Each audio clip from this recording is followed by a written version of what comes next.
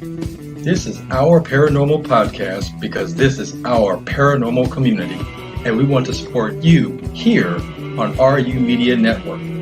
We are proud to be sponsored by the Haunted Hinsdale House in Hinsdale, New York. Here are your hosts, Brian Mersall and Sean Gilmore.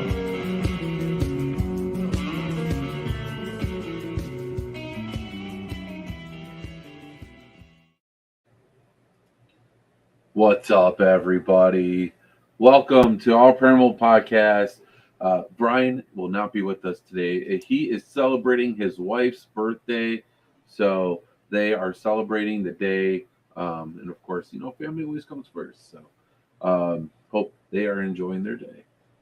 And man, we have an awesome guest. Guys, this is my first show since July. July is such a crazy month for my family and I. Like, legit, all three of my kids and my wife's birthday are on July. And then we have all the sports ball activities and everything. So it's absolutely insane. So I took it off. Brian's been busy, so he wasn't able to do shows either. But here we are today, and we have an awesome guest, a good friend of mine. Nick, how's it going, brother? It's going great, Sean. How about you? Oh, I'm doing good, man. I'm glad to be back in the saddle again, sitting here, doing the bi-weekly show, talking about what I love most. Well, second most, of course, my family. I got to be careful with that I say because you never know who's watching. But, man, dude, I'm so excited for this. I just recently helped Nick with a special project called... I thought you were going to say it. I thought you were going to. Oh, I'm sorry. Sorry. Oh my God. I thought you were actually going to present like a. I thought you were going to do that. I don't thing. have a picture. I couldn't find it. I tried to find a thing. So it's called Nightmare Suit. Nightmare Suit. The only thing I could find was the link to the YouTube videos that you had posted. So I couldn't find the title image for it, which is a shame because it's really cool. It's a really cool illustration. But this project, you do another one, which I had another project that is similar to this, which I had as the overlay, the scary stories. And you read them essentially on a YouTube channel. And so it's a read aloud scary stories. And so with this one, you had people from all over the paranormal community come together, and we all got to read a story.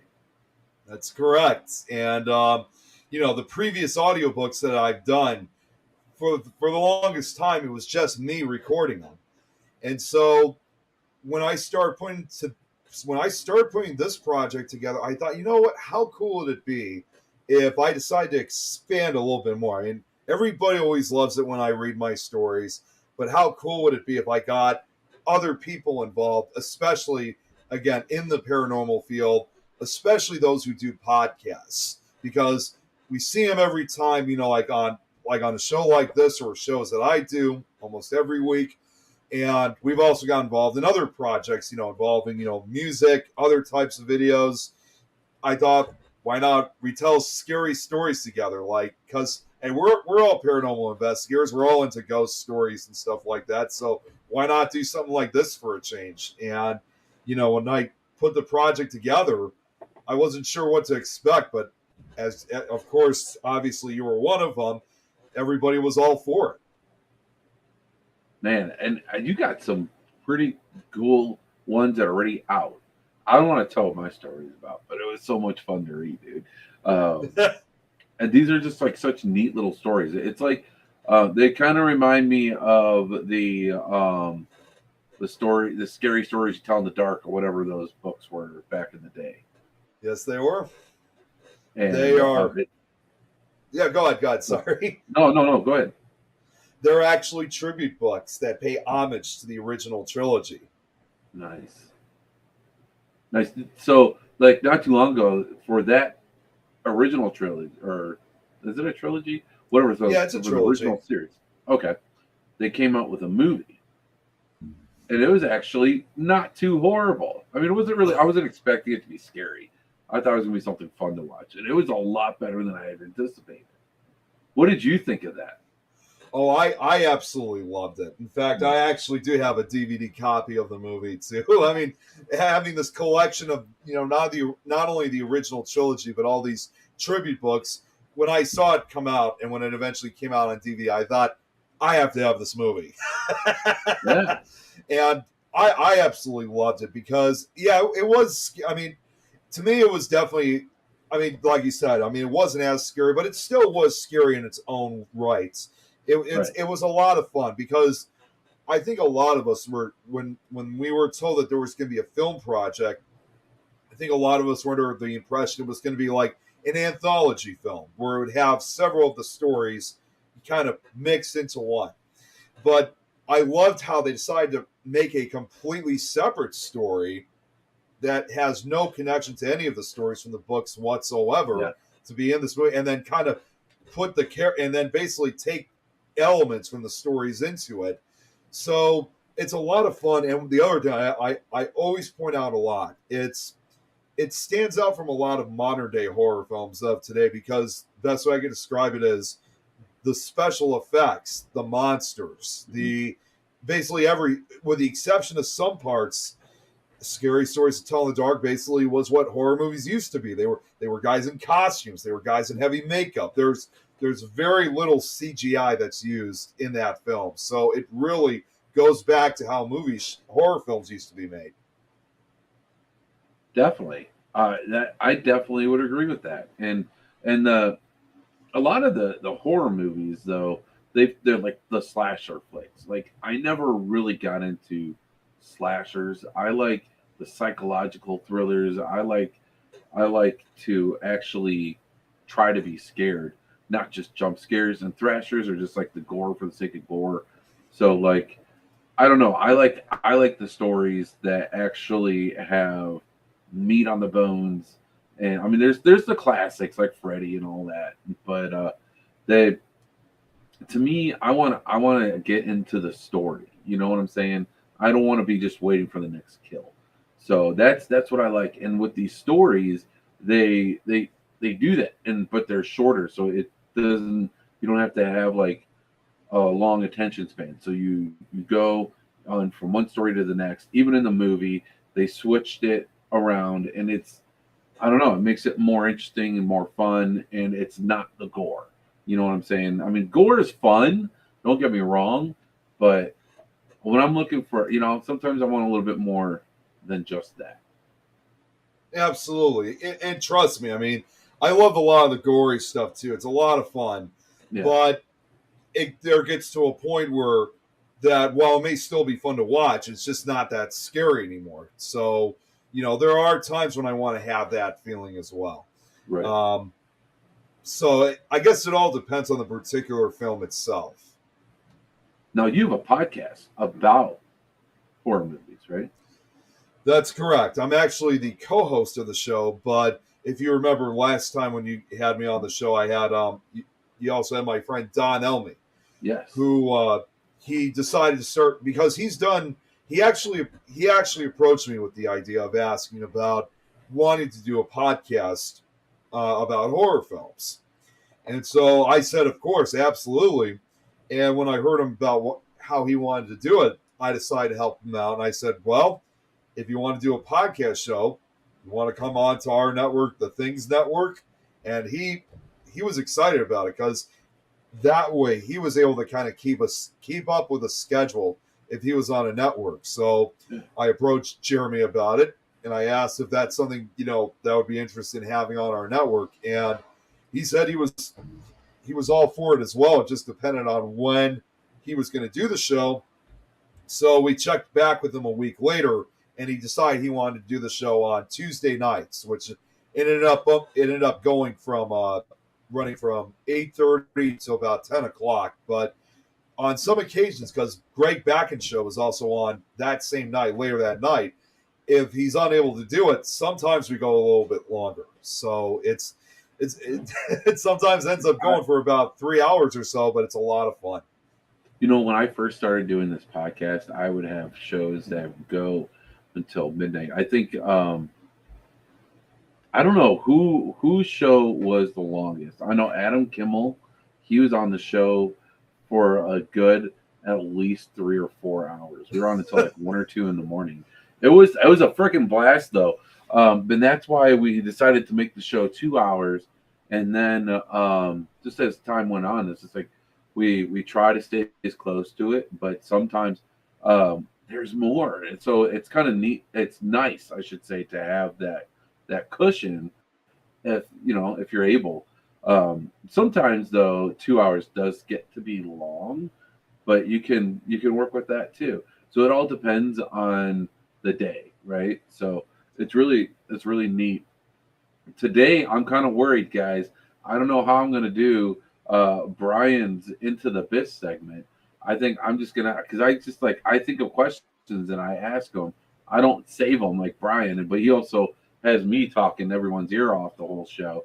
So I don't know. We will probably not do it because I can't fill his shoes like that. That'd be like, I don't know. So we'll probably have to miss out on that. But I do have some great questions that will probably be good for that segment, such as, what is your favorite slasher film? Oh my God. I got a lot of them. I think I got so many of them. I have a couple of them. I don't just have one favorite, but if I can name at least one, it would have to be. I would have to say the original 1981 My Bloody Valentine. Okay, nice. Okay. What is your favorite psychological thriller? Oh, my favorite psychological film. I would have to, for that one, I would have to put it with. Man, it's been a while since I've seen a lot of the psychological horror films. Uh, Believe it or not, it's actually more of a supernatural film, but it still has that psychological thriller to it. Believe it or not, is Exorcist 3. That's a good one. Yeah. That's a good one. Okay. Since you went there, though, I have to ask you, you cannot use the same one twice. What is your favorite paranormal or supernatural based horror film? My favorite for that, again, I got a whole bunch, but if I can name one, it would have to be the movie Sinister. That's a good one too. Yeah. Okay. Okay. Um, and what about what I'm trying to think of all the horror genres now. Um, I'm pulling up Google right now. Well, there's also the zombie genre too. Yes, zombies. Well, how do you feel about zombie movies? I love them. I always, again, I have a blast with zombie films. And hey, what's up, Jill? Jill's actually, who's watching. She's one of our biggest fans on the Things Network. So good to see you, Jill. Nice. Hi, Jill. Thanks for tuning in today. Yeah. But yeah, like I said, I have a lot of fun when it comes to zombie films. I mean, there are some bad ones out there, but at the same time, there's also a lot of good ones. I was like was it 21 Days Later? 28 Days Later. That's the one. Yeah. See, I knew you were going to correct me on that. So yeah, that one, I always thought that was like the best like zombie movie, but that's just my opinion. Then there's the fun ones though, like Shaun of the Dead and Zombieland. Zombieland. Yes, both Zombielands, dude. Those I don't know, but I'm also Woody. I love Woody. I don't know. I've always liked him. Oh, Woody's great. Yeah. So, what about your favorite like monster? Oh man, my favorite monster one would have to be. Man, it's been a long time since I've seen a lot of monster movies, so I think I'll have to go with probably. It's been such a long time. Oh man, it's been. You know what? It's also an Alien movie, but I'm probably gonna say I'll still say it anyway. I'll probably have to go with the original Alien.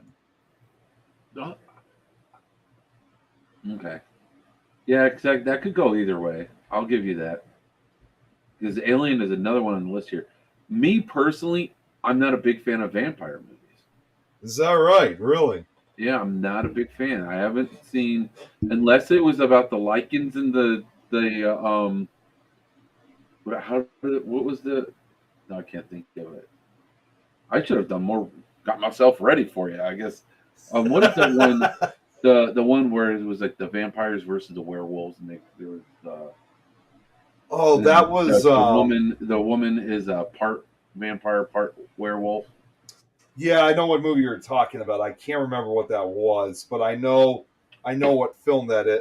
I know There's like exactly. a trilogy or something. Those are like the only ones I really liked, but it's not really fully vampire. I don't know They're why. like oh man, it's like right at the tip of my tongue.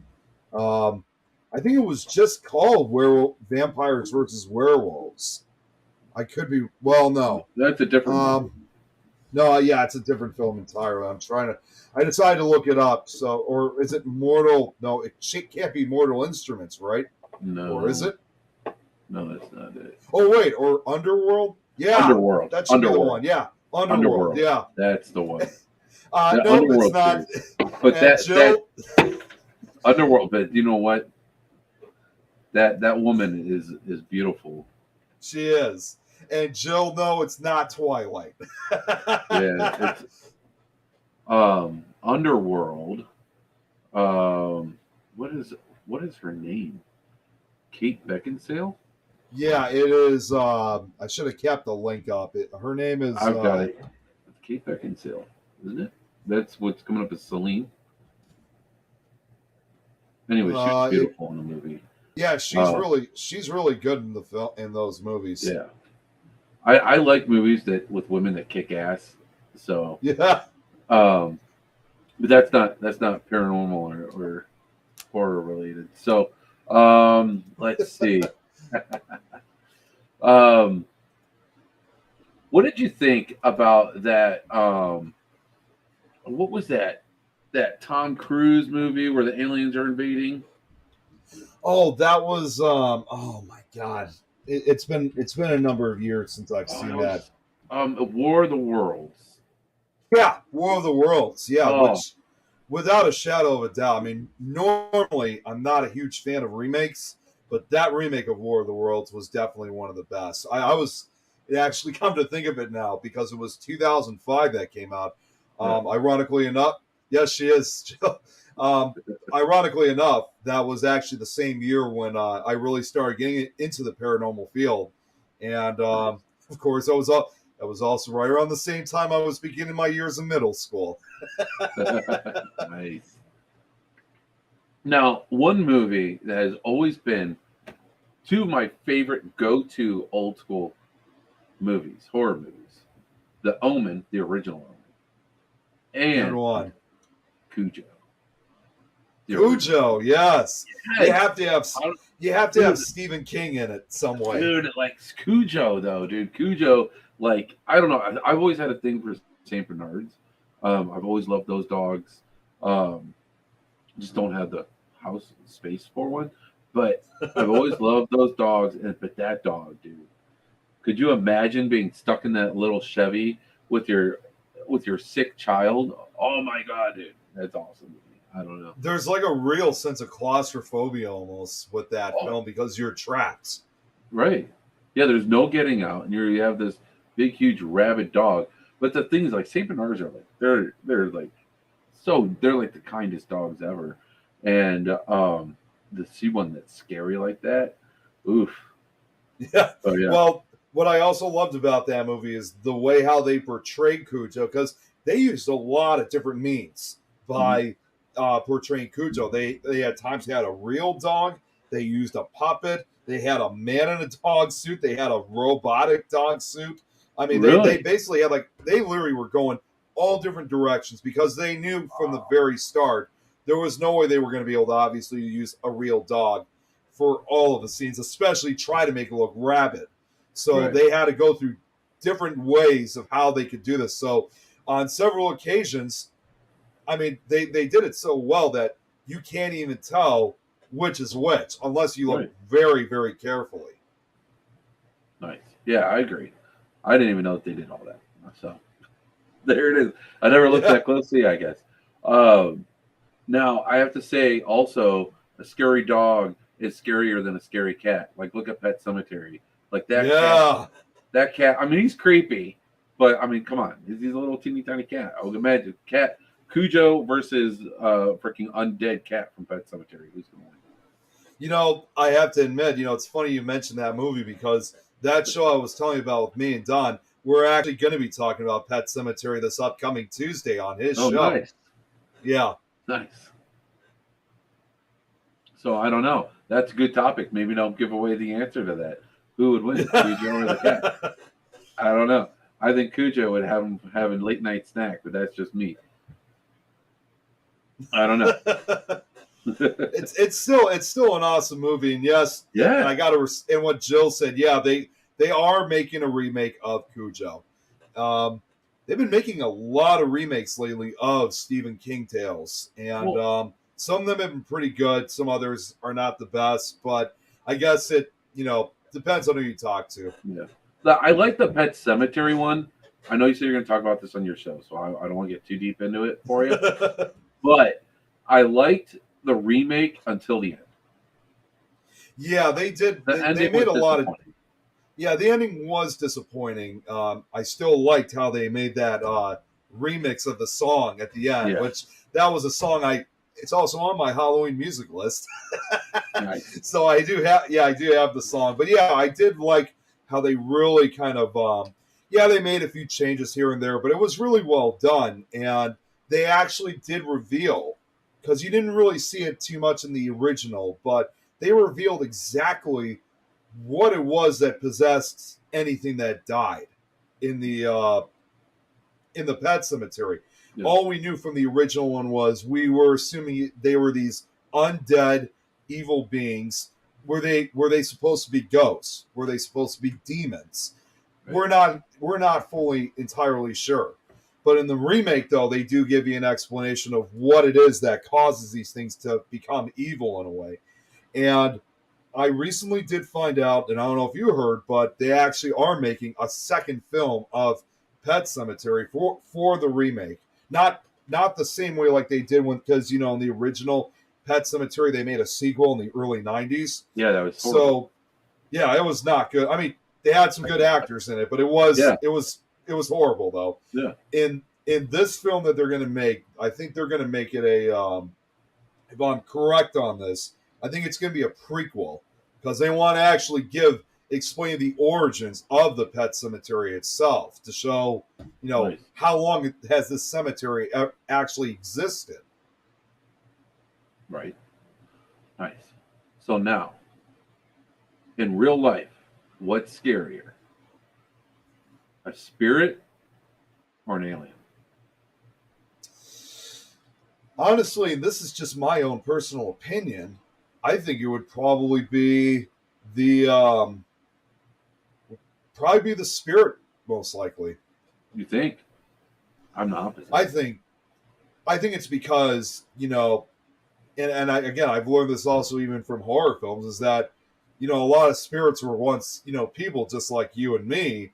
And I think the scariest thing out there is the human being, even after death. So you never know, especially if, you've done something wrong to somebody. You never know. They could really come back from the grave and, bite back, if you will. They could. But with aliens, you don't know what they want. What are they here for? Are we their cattle? Like, what's the deal? What's the deal with aliens?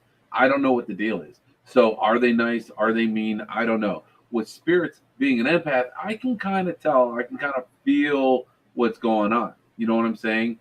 With aliens, this is another living creature. I have no clue what they're about. And that's what makes me, it's the uncertainty, it's the unknowing, the ignorance, I guess, on my part on what the alien creatures want from us. Like, what are they doing here? Because I do believe they're here. I believe that they come and visit us. Are they interdimensional? Are they both interdimensional and from outer space?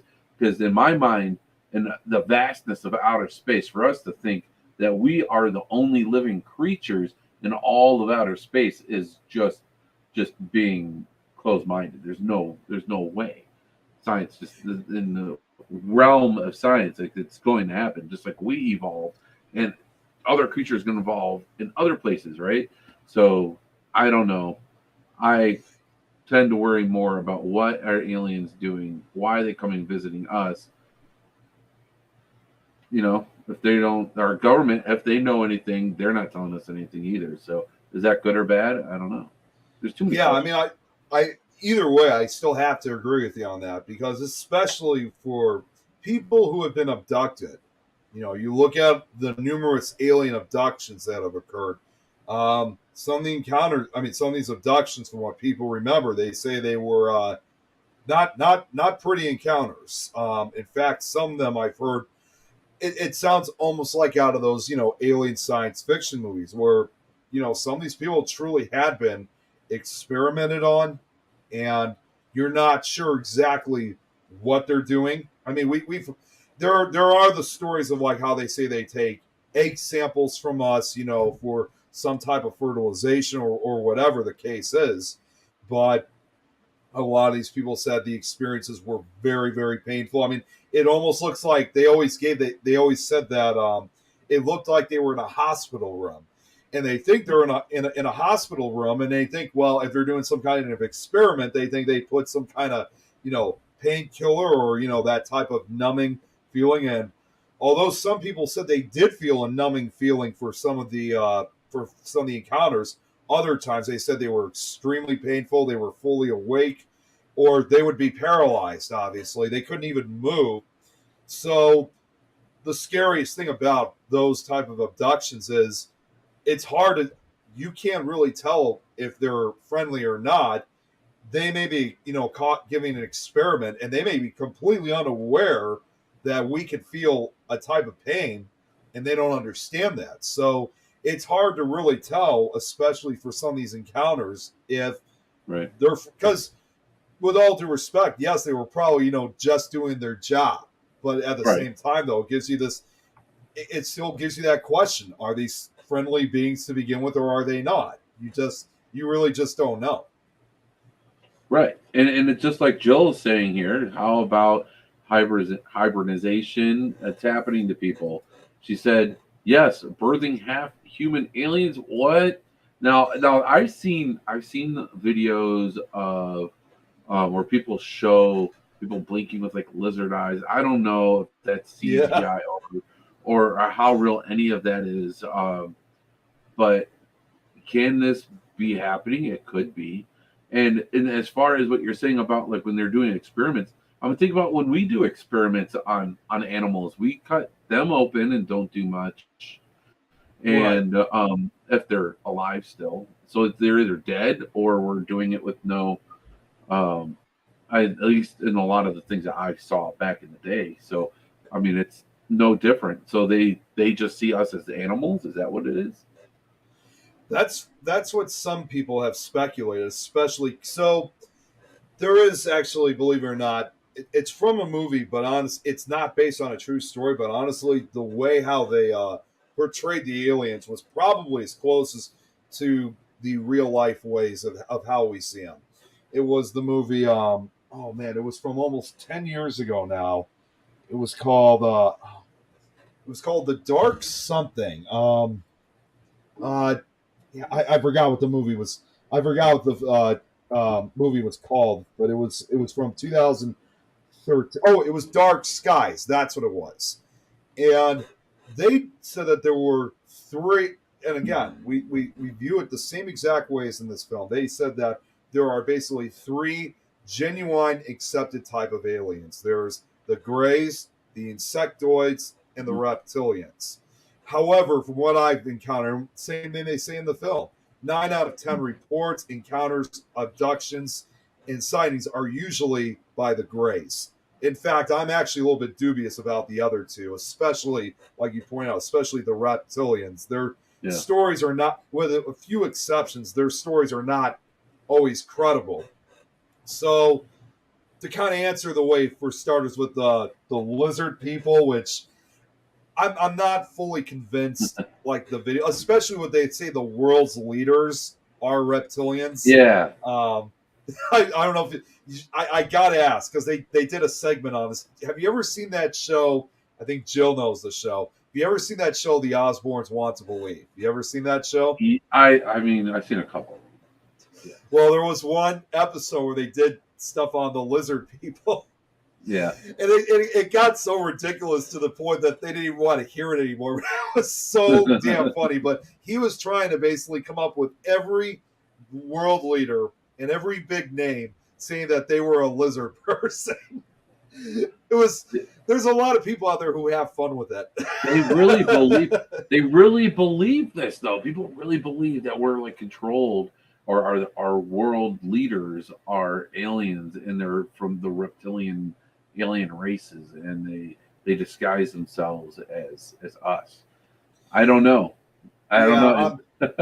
I agree with that. I've spoken to a lot of people about that, and of course, a lot of people laugh at the idea. I mean, I guess the troubling part for the reptilian theory is the only time where I think it's fully believable are either the few abduction stories that have occurred, or people actually seeing these things, like actually in swamps, or like the most notorious, I think, of all of them is the lizard man escape or swamp down in South Carolina. And that's probably as close as you could ever get to a true reptilian type creature. The difference is, however, though, it's That's never been known to. It's more cryptid, but at the same time, it's never been known to shapeshift. But it does have that reptilian look to it. Right. And to me, that would be more of a cryptid. That would be more like, because there's all, if you think about almost every area of the world have stories of either a Bigfoot or a giant lizard, or it could even be a Mothman. They have some sort of cryptid creature like that. Me personally, I think that those are interdimensional beings. But that's just me, again, being spiritual, and the way that makes sense to me is they can tell us exactly how many mountain lions are in the state of California, but they can't find Bigfoot. That to me is there's a big missing link there. So, but people are experiencing it. I don't want to discount their experiences. So same with like Mothman too. You know, people are experiencing it. So with these cryptoids, what is it? What is this missing thing it's got to be that spiritual realm that's connecting us all. That's what I think. It very well could be. You know, come to think of it now, I'm sure you've probably heard of this story. This is actually one of the lesser known cryptids, believe it or not. And you guys have this out in Ohio as well, as the Loveland frogmen that existed. That, again, it was kind of like a kind of shows that interdimensional extraterrestrial kind of vibe to it, because the sightings were pretty wide, were kind of far spread. I think the first sighting was in May of 1955, and then the near the Loveland Bridge. I think it was like a businessman. He was driving like around 3 a.m. I think, and he said he saw 3 or 4 of these creatures, like all huddled together, either under the bridge or on top of the bridge, and then one of them was holding a stick that made all these sparks, and they said a smell of alfalfa was left behind by the creatures. And then fast forwarding, then almost 20 years later in 1972, March of 1972, there were 2 police officers who saw the same thing. One of them said that later on that for his account, one of them had a tail. And there was at least one other sighting later that year, which is a really crazy account. I guess apparently that this creature was riding on like some kind of bike or a motorcycle of some sort. But that was it. There were no more sightings since then. Although supposedly, and there people have been trying to debunk it, supposedly as recently as 2016, some teenagers claimed they saw the Loveland frogman near the Miami River while playing, and this sounds crazy enough, they were playing Pokemon Go and they saw this thing, which they thought, are we seeing like a real Pokemon type creature right now? But I think it was later revealed to actually have been a fake. But the idea is if you look back at the original sightings from the 50s and the 70s, that they were really, again, far spread from each other, from almost 20 years apart, and we haven't really had any real sightings of it. So it gives that feeling, again, are they interdimensional? Are they a type of alien type being? Because they obviously don't get seen as much as, as you see with Bigfoot or the Mothman. Right. Now, but what if, again, I believe with spirit, you if you ever see spirit with your eyes, you interpret, your brain interprets it in its own way, in a way that your brain understands it. So you might see a little girl, right? Or you might see a white mist, or you might see, so it's all in just the way, different ways that your brain works. So what if, with these cryptid interdimensional creatures, what if it's just people see them differently? It's like, oh, you see the shape of something that your brain doesn't understand what it is. So it turns out your brain's like, oh, kind of like pareidolia, right? So your brain's like, oh, that looks like a frog to me, or that looks like a lizard to me, or that looks like a hairy ape to me, or I don't know. Yeah, it's very likely, because a lot of people will sometimes say, even with cryptids, that certain descriptions of these entities often change. So, like I said with the Loveland Frogmen, it's one person along with one of the officers that was there claimed they saw this. I think it was like 3 or 4 foot tall, kind of like this figure that looked frog-like in appearance. But the second encounter was more like it had the frog look, but it had a tail this time. So that was kind of the difference. And then you see the same thing too, also like with Bigfoot. Some say they have black hair, others have brown, reddish brown. And I just thought of another one. Again, one of the lesser known cryptids, the Dover Demon from the 1970s. Most people had reported seeing, again, it was only seen by a couple of kids on a span, I think it was 3 nights in April of 1977. And most of them said the same thing. It had this melon-headed shape, looked almost like an alien. But the one thing they always remember is that it had glowing orange eyes. But the third and final report was it had the same look, but this time the creature had glowing green eyes. So even the eyes sometimes will change color on some occasions. Oh, wow. So it makes you wonder again if these beings do they have some type of ability that could somewhat change their appearance, so that way you could see them the way they are. I don't know. I've seen glowing red eyes in the woods before. Have you ever seen that before? Not yet. Oh, dude. I wouldn't be surprised. Hey, Chantel. Next time you come in town, I'll take you guys back to the Cogwell National Park, and I'll take you to some places that are truly, truly creepy as hell. Oh, I'm sure. Well, if you remember 2 years ago, we almost did make that attempt because we tried going to see the Melonheads. Although I know you said you had something pop up in your schedule, but that would have been a good primary example. Check out the Melonhead territory. The Melonheads. Oh, that's another thing. That was there were kids that were, a doctor was doing experiments on them. Yeah, and it was I actually Dr. grew up. Crow. Yeah, I grew up actually really close to that. I remember when being a teenager, we'd all pile up in one of our friends' cars, and we would drive out there. It was in Chardon, Ohio. We would drive out there, and we would go to this property, go down this long driveway, and I would say we were definitely trespassing, and we were definitely chased by somebody, and it was probably the owner of the property. But dude, we would get the shit scared out of us. And it was, but that was we'd be like, hey, yeah, let's do that. And then we'd be like, hey, let's drive around Helltown. It's cool to like have stuff like that, though. We didn't have that one like creepy haunted house like they have in like movies like It and stuff, where you have that one house where everyone talks about how it's haunted, or like even real life, the one real house, or or the Hinsdale house, or you have that like neighborhood house that everyone is scared of. So, but we got to go to these other towns and go and explore their stories, and so that was fun.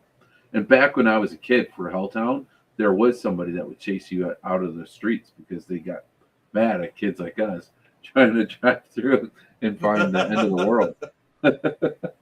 Yeah, that's what I've always learned about, out of all the times I've gone out to the state of Ohio, is that it seems like, I mean, yes, you got obviously like Mansfield Reformatory and a couple of those other locations, but, the places we've gone to, it seems like there's always a lot of, heavily forested areas that seem to always have all these numerous myths and legends throughout that area.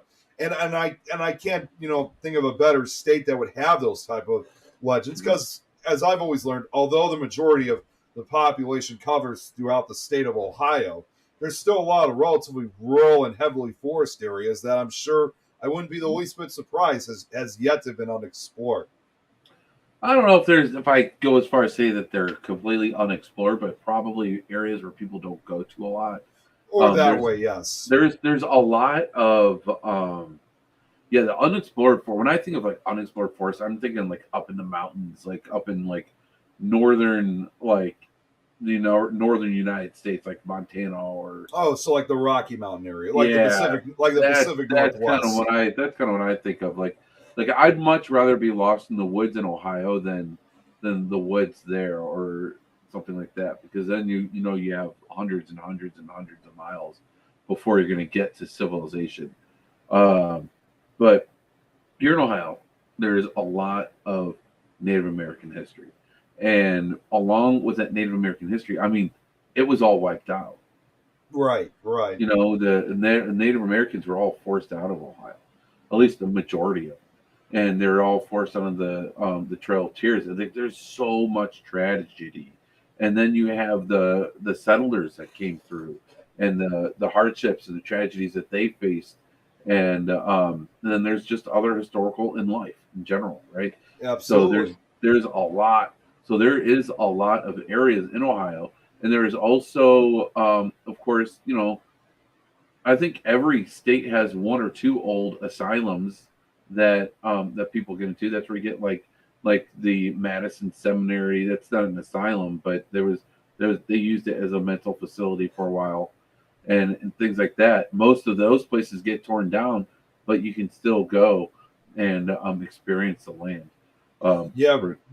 We got a place like that actually here in Illinois. It's nowhere near my area, but it's kind of more in the it's near the town of Peoria. You might have heard of this place. It's called the Peoria Mental State Hospital. Oh, wow. And it was a well-known haunted location, especially for central Illinois. Peoria is about 3.5 hours from where I'm at. So it was unfortunately many of the buildings throughout it originally closed down, I think, back in 1973. It was open for well over about a good 50, 60, 70 years. I know it was sometime in the early 1900s that it originally opened, but continued operation until 1973. But like I said, unfortunately, many of the buildings have been torn down. There was someone who tried buying the entire area because he actually wanted to try to turn many of the buildings into office buildings. Now, I'm not sure if that was fully a smart idea, especially back then, but at least he would have saved the buildings overall from getting torn down. Sadly, his dream never came to fruition. So as a result, many of them were demolished. And for the longest time, they did have one building that remained, which was the administration building. And that too eventually became endangered of being torn down. So the people of Peoria decided to come together. I don't know if they were really doing this for the paranormal aspect or if they were just trying to save the building because it was part of their history. But they made an entire petition in order to save the building. Yeah. So fortunately at the time, the petition passed and they said they were not going to demolish it. But unfortunately, it still makes me mad to this day. About a year or so later, even though it was added to the National Register of Historic Places, they still tore the whole damn building down. And now Yeah, I worry about that. there's nothing. I mean, the only thing that remains to this day is the cemetery, which I did hear you can get access to. What's up, Aaron? Good to see you. Yes. It's the only place that you can get access in. But for some reason whatsoever, I've been seeing posts lately on Facebook of saying that you can get in.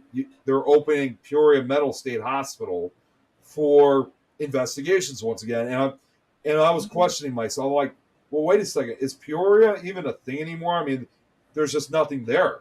I mean, it's nothing but foundations and stuff. Everything else is just gone because of these stupid, companies that want to tear them down to probably build a Walmart or something like that.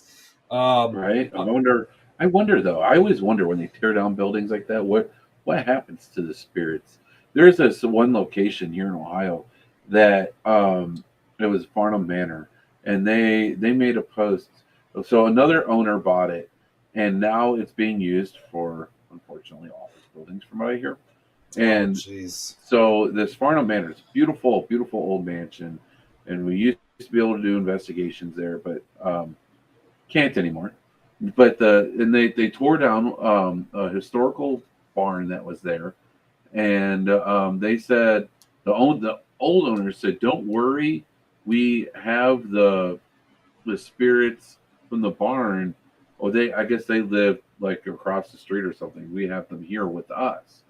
It's like, so how did you you can't take their hand and walk them over, but they said that they do. I mean, they work with psychics and stuff, so I like to think that they would. But what happens when you tear down a historical building like that, and the residential spirits now what do they do? Do they know that their building's gone? How? That's what I wonder too. In fact, I just thought of another place, and ironically enough, this is a place that's gone too, but it was not by demolition though. It's up in Wisconsin. In fact, you ever heard of a place that's called Summerwind Mansion? No, I have not. Summerwind. It's probably one of the least known least known haunted locations. It was, in fact, the only show that I've seen so far that ever portrayed it was the show A Haunting. Actually, the very first season. I think it actually might have been either episode 2 or 3 that they portrayed Summerwind, because the families that moved into this place lived there back in the 70s, and because this was 20 years ago, the majority of the family members were still alive at that time. I don't know if they still are now. I know the younger ones are, but I don't know if the parents who lived there actually still are. So, even when they bought the place, it already had a huge reputation of being haunted. In fact, even shortly after it was built, I think it was back in the 1920s, or no, 1916 it was built. Even not long after even when the building was brand new, it was still already having these reputations of being haunted. A lot of people had moved in; they experienced a lot of paranormal activity. However, in 1988, Summerwind, which at this point was just falling into disrepair. It was abandoned. Nobody had lived in it. It was exposed to the elements. But in 1988, the building was struck by lightning multiple times, which set fire to the entire building. And literally the entire building burned down to the foundation. Today, the only parts that still remained are are basically like the tower area, like the towers, which were made out of brick, and the chimney, and parts of the foundation still remain. And although the house doesn't stand anymore, unfortunately, it's not open to the public. You probably may have to get some type of permission from the nearby police department to get into it. I don't know if but I don't think they have it fenced off. But they do say that area, even to this day, still has a lot of ghostly activity. And then, again, it makes you wonder: do the spirits who there's even reports of people who see the remains of Summerwind from afar that even though the building is gone, people have actually reported seeing Summerwind actually appearing like it was like back up and running, like from a different era, like it was brand new. So like a time slip or something. That's crazy. It really is. It's like you're literally like watching something from the past. So is it something that maybe the ghosts themselves create? So they wait. So the building may be gone in this side, but on the other side, could it still exist? Right. We heard Joshua Dixon says, "What's up, Josh?" He says, think of this as well, not only tearing down locations, but building on ones that the spirit space that was never built upon. And now they have to share their space with the Dollar General customers instead. You know what? That's very true, though. I mean, but the thing is that like even going back to like poltergeist, right? They built their house on top of a cemetery, right? Yep. And that caused all sorts of problems. I always kind of like wondered because, I mean, a lot of the northeastern Ohio and northeast actually of the United States, you know, they just built on top of Native American land. And actually, even with the cemetery, there's the cemetery in Helltown. It was actually originally a Native American burial mound that they decided that, hey, this is better to be a Christian cemetery. We're just, and as they buried Christians there, they would just, if they were to come across a Native American body, they'd just toss them aside, throw them away. I mean, that's how Native American land and that's how they were treated. And so who knows what our houses and farms are built on, guys? We really don't know. So it's absolutely insane. And with that also, when I grew up in a town called Chagrin Falls, Ohio, and in this town was a mental hospital called Windsor, and the Windsor Hospital, they tore it down, and now it's a housing development, right, of like $1 million homes, beautiful homes, but it's now like that entire area is now just homes. They saved one, which is the administration building, which they turned into like a huge mansion that someone lives in. Like, could you imagine living in those areas? I want to go like knock on these people's doors. Be like, hey, did you know there's a psych ward here? Do you like have weird stuff happen outside or in your house? Like, what's going on? Like, I want to talk to you. So if any of my old Chagrin Falls friends know anyone that lives in that development, let me know. I want to talk to them because that to me is creepy. I would not buy a house on that land. I'm just saying. Yeah, and I have to agree with you on that because there was actually, again, I just saw another place, and this is probably the most notorious of them. And I'm going to actually get to, because I saw Jill write this. They're perhaps the most notorious place that people have built stuff over burial grounds is Cheeseman Park out in Colorado, which, believe it or not, that actually served as the inspiration for the movie Poltergeist. So you had, cemeteries that once existed, including those for Native Americans, but you also had different, because unfortunately, at that time, this was still through racial segregation. So you had Native Americans, you had white settlers, you had Chinese, you had Mexicans, you had even a few former slaves, freed black people that were buried. And when they had to, change things up, I mean, yes, they tried the best. What's up, Jeremy? Good to see you.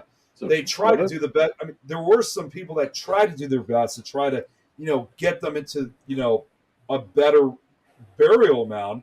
Like, for example, like for the Chinese, they actually sent their remains back to China because, that was where they were originally from. I mean, I don't know if that was really fully the smartest idea at the time to do that, but they had that one famous person that took over, and what he just did, and this was just a disaster waiting to happen, which was he just got all these, instead of getting, if you had like a full-grown adult who passed away, and time has gone by where they're nothing more than just a skeleton, he actually only ordered child-sized coffins, and he would just throw these bones in. And this was one of the few cases where he threw them in regardless of whatever their ethnicity was, their origin, their ancestry. He just threw them in like they were nothing but trash and just had them buried in other areas, which were later built atop on, on these graves. I can't imagine how angry these. I mean, it was good that we find the guy who did this eventually later got caught for what he did. Thank goodness he did. But Right. even though justice was kind of served for the deceased, it was still not enough for him because now houses were built on top. So they can never rest in peace regardless. They may have gotten their justice, but they can never rest in peace because the damage was already done. Even over 100, almost 140 years after that occurred, they're still finding bones in that park area to this day. Yeah, that's messed up. That's seriously. It's really messed up. Now, could you imagine being one of those homeowners? Oof, I'd be doing some sort of rituals every day to try and appease and make sure. I don't know. That's not crazy. even just the homes. Imagine if you're taking your kids out for a day, it's a day off, just to play in the park, and all of a sudden, when your kids notice something sticking out of the ground, they pull it out. Femur. It's revealed to be a femur bone or something like that, and that does happen at a place like Cheeseman Park. That would be crazy. That would be absolutely insane to even just for me to find it on my own. That would be trippy. I don't know how I'd feel about that. That'd be messed up. And I wanted to point out to what Jill was saying earlier a few minutes ago about how she mentioned Wolf Manor, which I did do a presentation on my show about it, in Clovis, where the building was just completely demolished. But it makes you wonder once again how all the spirits feel. Mm-hmm. And yes, also she mentioned about how it was also on Dead Files, it was on Ghost Adventures, before they were bad, in my opinion. But it was on a lot of shows though before it was demolished, and I really didn't want to do this, but when I did my presentation on Wolf Manor, I had no choice but to show the demolition footage, and that was hard for me to watch because not only did it represent a mark in the city's history, but it makes you wonder like how all these spirits were feeling, because I'm sure they probably were watching this whole thing unfold.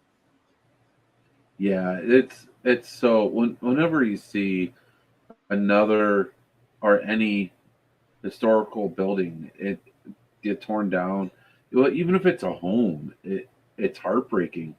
There's yeah, so I try. There's a building that I'm trying to work with here, and they're getting things going. I can't really say too much, but I know that they actually do have a Facebook page, guys. This is not ran by me. This is ran by friends who are trying to save the Stagecoach Inn. It's called Friends of the Stagecoach Inn. Yes. If I haven't invited you, go there, guys. It's that they're starting a historical society. They're saving this historical building, and it's. I mean, we need to get it to a place where it's safe for people to go in, and my part is I mean, what I'm going to be doing for the building. I can't really say too much about that yet, but I do really want to try and help them get to what they need to save the building. And then we can help continue to save the building once we get the building to a safe place. But right now, it's in extreme danger. But they did get it a new roof, guys, and it's got a brand new slate roof, which is insane. But there's still a lot of structural work that it needs. So, guys, go check out Friends of the Stagecoach Inn, and they have all sorts of raffles that they do, all sorts of things for this building. I'm sorry, it just felt the right time to bring this up because this is exactly what we're talking about. And then whenever I think of buildings getting torn down, this has always been a building that I've been worried about, and I'm glad that they're finally doing something about it. So. I've been kind of in that same thing, situation as well, because I'm sure obviously you're familiar with, because I've been spreading word about this whole thing about saving Waverly Hills down in Louisville, Kentucky, and we're just trying to basically do everything we possibly can to save the building because It was that nonprofit organization that basically took the building away from Charles and Tina Mattingly, and we're trying to spread the word as much as we possibly can, because the WHHS, the Waverly Hills Historical Society, they have other ideas of wanting to use Waverly Hills. We're trying to get the building back for not only Charlie and Tina, but also to keep the building the way it is, because if we end up losing this battle, it could get really ugly for Waverly. So that's why, as hard as it's been for Charlie and Tina, I mean, put it this way, they have a whole army behind them. And I'm actually, as hard as it sounds to believe, I'm kind of one of their top soldiers, if you will, because this building really means a lot to me, as it does to a lot of people in the paranormal community. I mean, it's about, these buildings, it's history. I don't know if a lot of people know this about me. I was brought up Jewish. And one thing that I've always liked, what they teach you in the Jewish community, is that with history, in order for history to not repeat itself, you have to teach history. You cannot forget history. Do not let history be forgotten. These hospitals, these buildings, some of them, like the Stagecoach, are happier memories. But then you have places like these mental hospitals, these institutions like Waverly. Yes, it's a darker history. No one wants to think about this dark history, but the thing is that we have to remember it, because absolutely, because if we forget, then history is doomed to repeat itself in one way or another. Yeah, I mean, look at places like out in Europe, like there are places there are hundreds, even a few that are thousands of years, 1,000 years old. We don't have anything like that. I mean, our oldest buildings that we have here in the United States, most of which are on the East Coast, are maybe only about 300 years old. Mm-hmm. Which, if you look at kind of like the places throughout North America and Europe, even 300 years of the buildings that we do have on the East Coast, that's still relatively young, because it's nothing compared to the history out in Europe. And it just brought up another building that I just thought about. And Jeremy, as he just mentioned, as the Things Network, we're solidly behind the Save Waverly Hills campaign. That's absolutely correct.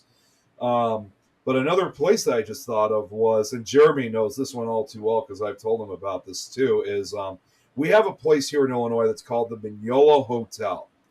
Now, the Mignolo Hotel, it actually really hasn't really operated as a hotel now for almost 60 years. It originally was built back in the 1880s, and it was basically like your classic weekend retreat hotel. It was a huge hotel for its time, and of course, because this was out in the nearby town of Fox Lake, which is just an hour northwest or west, if I'm correct, from Chicago. And it did have its known guests, including Al Capone, that stayed there. During this time whenever he needed a break from his gang criminal activities, he would go to the Mignolo Hotel. And then it continued. However, things kind of fell apart, as the decades went on. And then finally, the last year that it actually operated, I think it was 1963, was the last time where I think a person actually checked into the hotel for a room, and eventually it closed down. But the bar and restaurant stayed open. Although in the mid 80s, I believe, it was added a new roof and a few other parts that support the structure. And then 2012, 2013, sadly, that's when the bar and restaurant had closed. And unfortunately, the building has remained closed, and it's been rotting to the present day. And there's been a lot of people who've been trying to save the building, but there's a lot of others that are wanting to have it torn down. In fact, it is the oldest wooden structure we have in the entire state of Illinois, and it also is now on the 10 most endangered places that's to be torn down. So it's yes, the building. There's a lot of work that needs to be done. Yes, I will be doing an episode on that. It's on my show. I do have a document on it. I don't have a presentation yet. But if you looked at the building yourself, Yes, it's in really bad shape. I would not be the least bit surprised if parts of the inside of it has probably caved in. So there would be a lot of work to be done. I've had a lot of people who told me that, Nick, I hate to say this, but it's in really bad shape. They may not be able to save this place, but the least we could do is to try to save as much as we can, even if it's a losing battle. At least we tried saving an important part of Fox Lake's history. Right. I mean, that's the least you can do. At least have the land dedicated in some sort of fashion or something. There's no, I can't think of it. What is it? There's a hospital out by us. What is it? What's going on, Brad? Brad Webb is watching. He's another one of our loyal fans for things. Nice. I'm gonna try it. Molly Stark Hospital. I don't know if you've heard of that. Molly Stark Hospital is an old hospital in Northeast Ohio, up by Canton area. And so this hospital is totally closed down. And the thing is, it's now a park.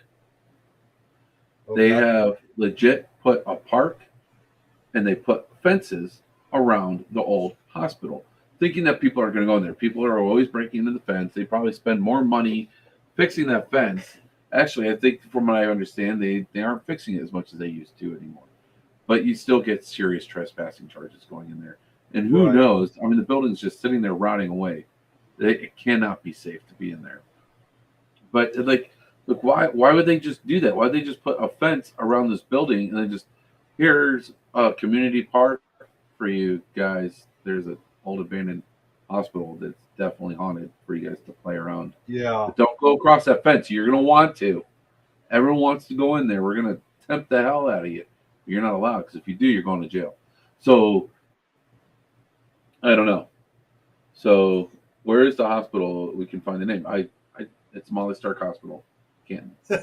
So, Pickle but thank you, watching. Justin. I appreciate that. Tom Alley. I always call him Pickle Tom. What's up, Pickle Tom? Which, by the way, he did a story for the Nightmare Soup book as well. Nice. So for Nightmare Soup, who can we look forward to hearing stories by, other than me? It's a long list of names. Well, I could start off with this. Like I said, obviously you. Of course, I did one myself. Tom did. Jeremy. There's a whole bunch. And of course, I mentioned Don. He did a story. That was the most recent story I released. Gosh, I only named 5 of them. There's a good 30 more names. And yes, Tom just brought this up too. Dom, who runs. See, Dom and Tom, they actually run a network of their own, which my show, Nick Files, also runs, called BB3 TV. So with that being said, Tom, along with Dom, he did a story as well. So there's 6 of them for you right now. Yeah, I'm looking at so Nightmare Soup on your page here. Oh, I see. 1, 2, 3. Tom Nally's story is the next one that I'll be working on when Jill, he already did a story. His story's already up. Nice. She was asking, saying, we need Shawn to read a story. So it's like, we're already ahead of you. Yeah, I'm on there. And Josh. Sorry, go ahead. Nope. That's all good. So what if I'm trying to see? That's right, Tom. A trailer, or could we maybe play what's the shortest one we got here? A minute and 30. Short. They are really short. Nightmare, The Woman in the Window. Who read this one? That was read by Dan Hunter. He does. Excuse me, I think I might have said that wrong. Dan Winner. Excuse me. I always get his last name confused. That was read by Dan. He lives out in the UK, and he is a co-host for one of the shows on our network called Simply Spooky, along with Vivian Powell. Nice. So would you like to choose one? I would let you choose which one to play on the show, or just do the trailer. Oh man, that's a good. See, it's because I'm still working on it, I don't have a specific favorite one. So I think the one we should choose, I would have said Jeremy's, but I've actually already shown Jeremy's on Don's show before. So why not show your story, Shawn? Is mine up? Yeah, yours is up. Strange Lights. Hold on. I did do Strange Lights. I didn't see it on you. Oh, it is here. Yes, oh, wow. You haven't even heard it yet. I haven't heard it. You must have just released this. Yeah, I did a few days ago. I've been trying to see. I've been sending so many links to everybody that I haven't even had time to even post all the stories on my wall. So I got to start speeding up on it. So, Tom, you know mine is your favorite. He says you know mine is your favorite, Nick. Oh, dude. Hold on, I gotta. Just you wait, because I added sound effects and music to it. So I think you're gonna like it. I'm excited. I'm gonna actually. And Josh, I wanted to respond to what his comment says. Tom and Don. You know what's funny about that, Josh, is for the longest time they actually had a show of their own that was called Dom and Tom's World. Oh. Which Nice. was kind of like another paranormal talk show, which ironically enough, I was actually supposed to be a guest on their show at some point, but I know them and kind of taking a break from stuff. But I'm still doing my show on their network. Tom, who wouldn't love to listen to my voice? And yes, yeah, I figured. See, Tom's right. He says, Dom and Tom's World is not dead. We will come back. I know you guys are. Yep, here it is. Here it is. Yeah, I know, right? Who would want to see it? I feel the same way about my voice. You know what's funny is that for the work that I do, people tell me I have a radio voice. Well, I mean, here I am, podcast, but still. So I was like, yeah, I got to try this. And so I thought it was gonna be like so much harder than what it was. I actually had a lot of fun with it. I don't even want to say how many takes I did, probably too many. But it was fun. It was just fun to read it, and it was fun to listen to. I had my wife choose between 3 different versions and which one sounded the best. That's like they all sound the same to me. I'm like, but they don't. That's what I've always began to talk. It's like everyone always says I have a good voice, you know, for specific things like radio and stuff like that. Yeah. And yeah, Jeremy's story is a little funny. Tom now just said he has a voice fit for radio, a face fit for audio only as well. Well, and I always have to spread this word for Tom because he kind of does have a video show of his own on YouTube other than Dom and Tom's World. I'm always telling people you also need to go and subscribe to youtube.com/This Is Tom's World. Go check out Tom's World. It's called This Is Tom's World. This is no apostrophe, as he always says. All right. Is it like Bobby's World? No, it's just I just aged myself. Yep. Sorry. See, just posted the link for you. Nice. He goes to, like, it's not necessarily paranormal related. It's he goes to different locations that he always films and he documents it. So he can explain it better than I could, of course. Yeah. It's his world. Nice. Jeremy says I'm more of a visual person. Yep. Well, so am I. Bobby's World. Then everybody has a pretty face like you, Jeremy.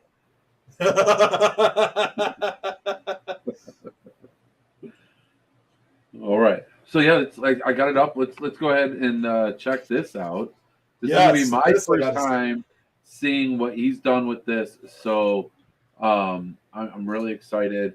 You can see it's not long. It's only 3 minutes and 17 seconds. So guys, I hope you got your popcorn ready. So I'm gonna play it right now.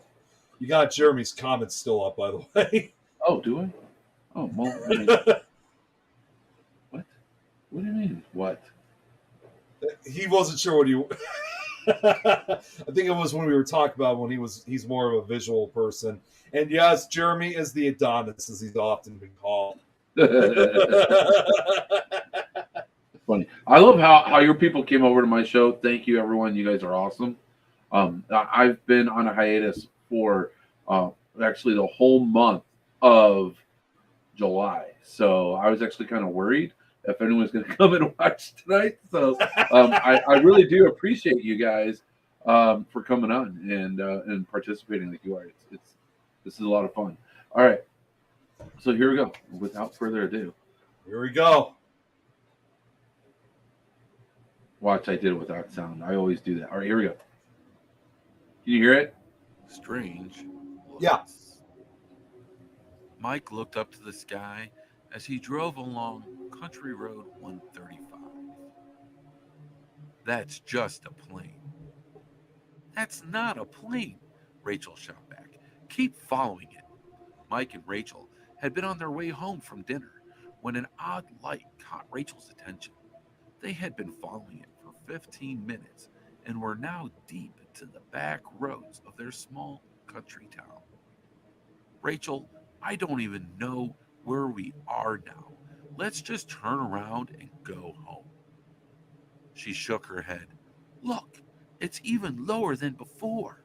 It's headed into those woods over there.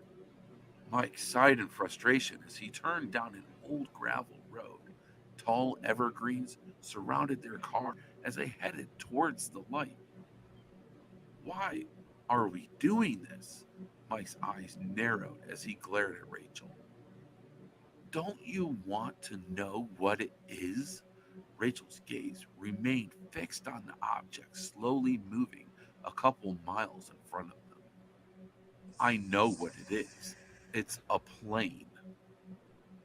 Suddenly, the object disappeared, nowhere to be seen. Mike stopped the car and turned to Rachel, satisfied. Good. Now we can go home. This place creeps me out anyway. Then suddenly, the radio started to buzz. The car's lights flickered and the engine died. What was that? Mike looked over at Rachel. He tried to turn the car back on, but it refused. Rachel glanced up. Her shriek pierced the otherwise quiet night. In front of the car stood a pale white being. Its black oval eyes shined in the moonlight. Slowly, it walked around the side towards Rachel's window. Blue light illuminated the forest as a huge spacecraft emerged from the trees and hovered over the car. Mike and Rachel were paralyzed. They couldn't move, and they could no longer scream. The windshield of the car cracked and exploded open as Mike and Rachel were ripped from their seats and lifted into the ship. 3 days later, a group of hunters found Rachel shivering against a large pine tree. A blank, distant expression on her face. They tried to get her to explain what happened, but all she could murmur was, "It's not a plane."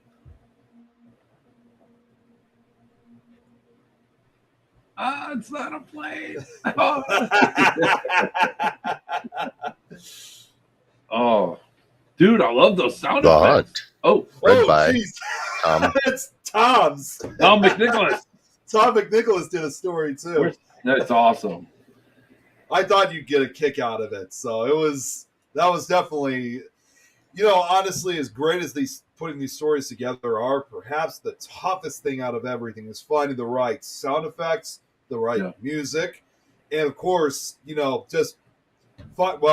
I think out of everything that's even tougher is finding the length of the music, because the other story audiobooks that I've done in the past was, they were usually pretty long, like 5 to 10 minutes, sometimes even 15 minutes. Although the longest story that I've done so far, which I released earlier this year, was when we talked about the movie before, right? So there was actually, and I got it right here, believe it or not. Hang on, let me just get the other books out of here so I don't drop them. So because of the success of the popularity of the movie, they actually made a replica of the one from the film. However, it's basically a book version of the movie. They talk about it the same way, like you see in the film. Although the cool part about this book is that they actually reveal stuff that you never see in the movie. So there's like hidden deleted scenes, if you will. Nice. So if you remember the very last segment of the movie, which was the main character Stella, her story was the haunted house. So I did her story, and that entire recording, again, it's my longest one ever. It lasts for almost about 40 minutes. So because of that reason, I had to use a lot of different pieces of music and also try to find long pieces as possible.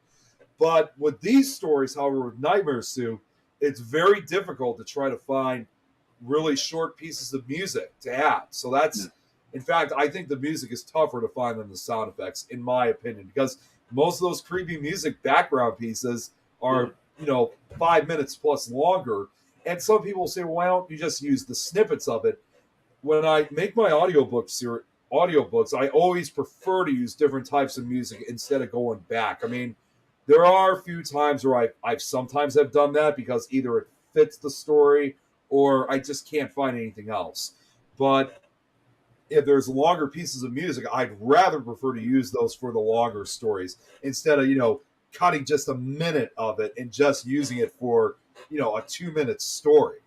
Right. So what do you use to find it? Do you use there's so many different apps and websites you can go to. Some you can get some stuff for free, and then others you have to pay a pretty penny for. The search for basically all the sound effects and music is it's pretty simple. I just go on YouTube and I look, and I try to look for the copyright free type music. I mean, although the problem is that even when they say it's no copyright, people still use the music anyway, as long as they're able to credit those people. So if you look carefully into each story that I've done, as well as the story you've done, you look at the information. I always put down the title of the music and also who did the music, so that way I don't have to deal with the copyright issues. Nice. And I have a friend that actually has a YouTube channel where he does that. He posts his music, but the thing is that he does is that he posts like 3 different music compilations in one video. So you're gonna have to download that whole thing just for that's where my music came from for my intro. Was he did it. I got it from my friend's thing. So it's really neat that there's other people that do that to help artists like yourself do this. And that's exactly why they do this, because they know. And another person who was really big in doing this, a lot of people don't know this, Trent Reznor from 9 Inch Nails. That's how he started. Right. And he's still into it. You can still get free 9 Inch Nails stuff online if you look for it. That's awesome. I mean, regardless of how he does it, that's great. So, and I want to answer Josh's question when he said, that was Shawn's recording that we heard. He was asking, so was that me or Shawn? I want to explain. That was Shawn's recording. My recording is not. My recording is not up, although I did do the introduction, which the introduction is up. And I have to admit, when I did my story and the story that I chose, I'm actually glad I chose this particular story because there's 35 stories in total. My story is actually number 16. So I'm actually kind of at the halfway point. So it's nice that I actually show up in my own story at the halfway marker after we've had all these new, put it this way, these new folks that had taken part in this project. And yes, Tom, I do plan on adding your link. His youtube.com/ this is Tom's World, and in the description. You know what? That does give me an idea. And yep, there it is. Here it is. No apostrophe. And I love what Jill said. I'd love to do a screen voice clip and sound effects for me instead. Yes. Oh, you're back. Oh, Brad, now you're back. Oh, you missed out a lot. Guys, he said, guys, sorry, thank I'm back you. now. Everyone that said that I did good. Thank you. I appreciate that. Jeremy, I'm so going to keep my mouth shut on comments, Joe. Oh. That's what that's what Jeremy said. Oh, okay. Because it was what Jill was saying above, saying that she loved to do a screen voice clip or sound effects. She's like, oh, hey. Oh, this is gonna go beyond PG-13, isn't it? Vivian from the UK is watching. How's it going, Vivian? I was just talking. That's the person I was just telling you about who does the show Simply Spooky with Dan. Like I said, did a story, and like I said, Vivian did a story as well. Hers hasn't been released yet, but hers is going to be released real soon because again, I got a whole more stories that I got to work on. Jeremy, we're staying PG-13. That's right. We don't have limits here. We can, as long as it doesn't get. I mean, we do post on YouTube as well, but our main outlet for live is here on Facebook. So I don't know. I it's not my personal account, so I don't know how Facebook works in this type of situation. But I mean, I don't know. It can get pretty raunchy, guys.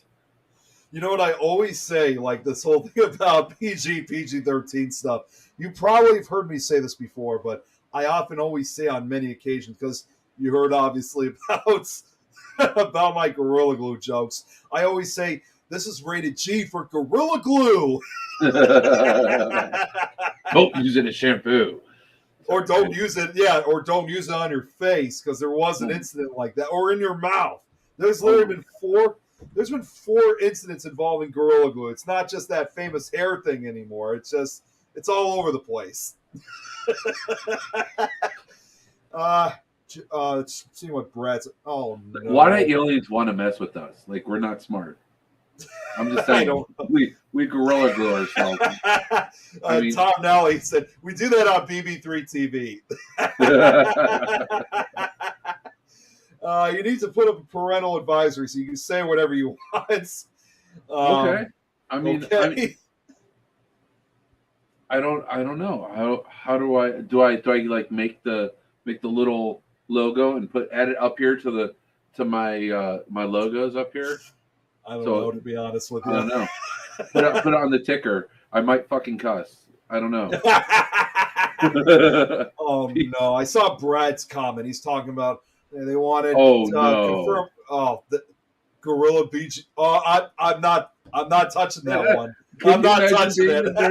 Could you imagine being the ER nurse for that? Though? Oh my! Well, you know what? I said a joke like that. You know what they actually said to me? They said, "Well, you see, that's the thing. Nikki should do that, and then sue the shit out of Gorilla Glue, just like that one lady did who put it in her freaking hair." Because you know what? It doesn't say on the warning label, "Don't do that." Oh my goodness! Oh, you can do that, Mr. Clean. Well, yeah, Tom. If you want to send it to me, I'd appreciate it. I don't want to get myself in trouble because I have a potty mouth, and we say things, and we don't know what rabbit hole we may go down here. Yeah, because you never know. I'm just looking at. Brian's not here to keep my mouth straight. Like I love Brian, I do. But I always feel bad like swearing in front of him because he just doesn't. And so he's just like one of those people. He's a really good guy.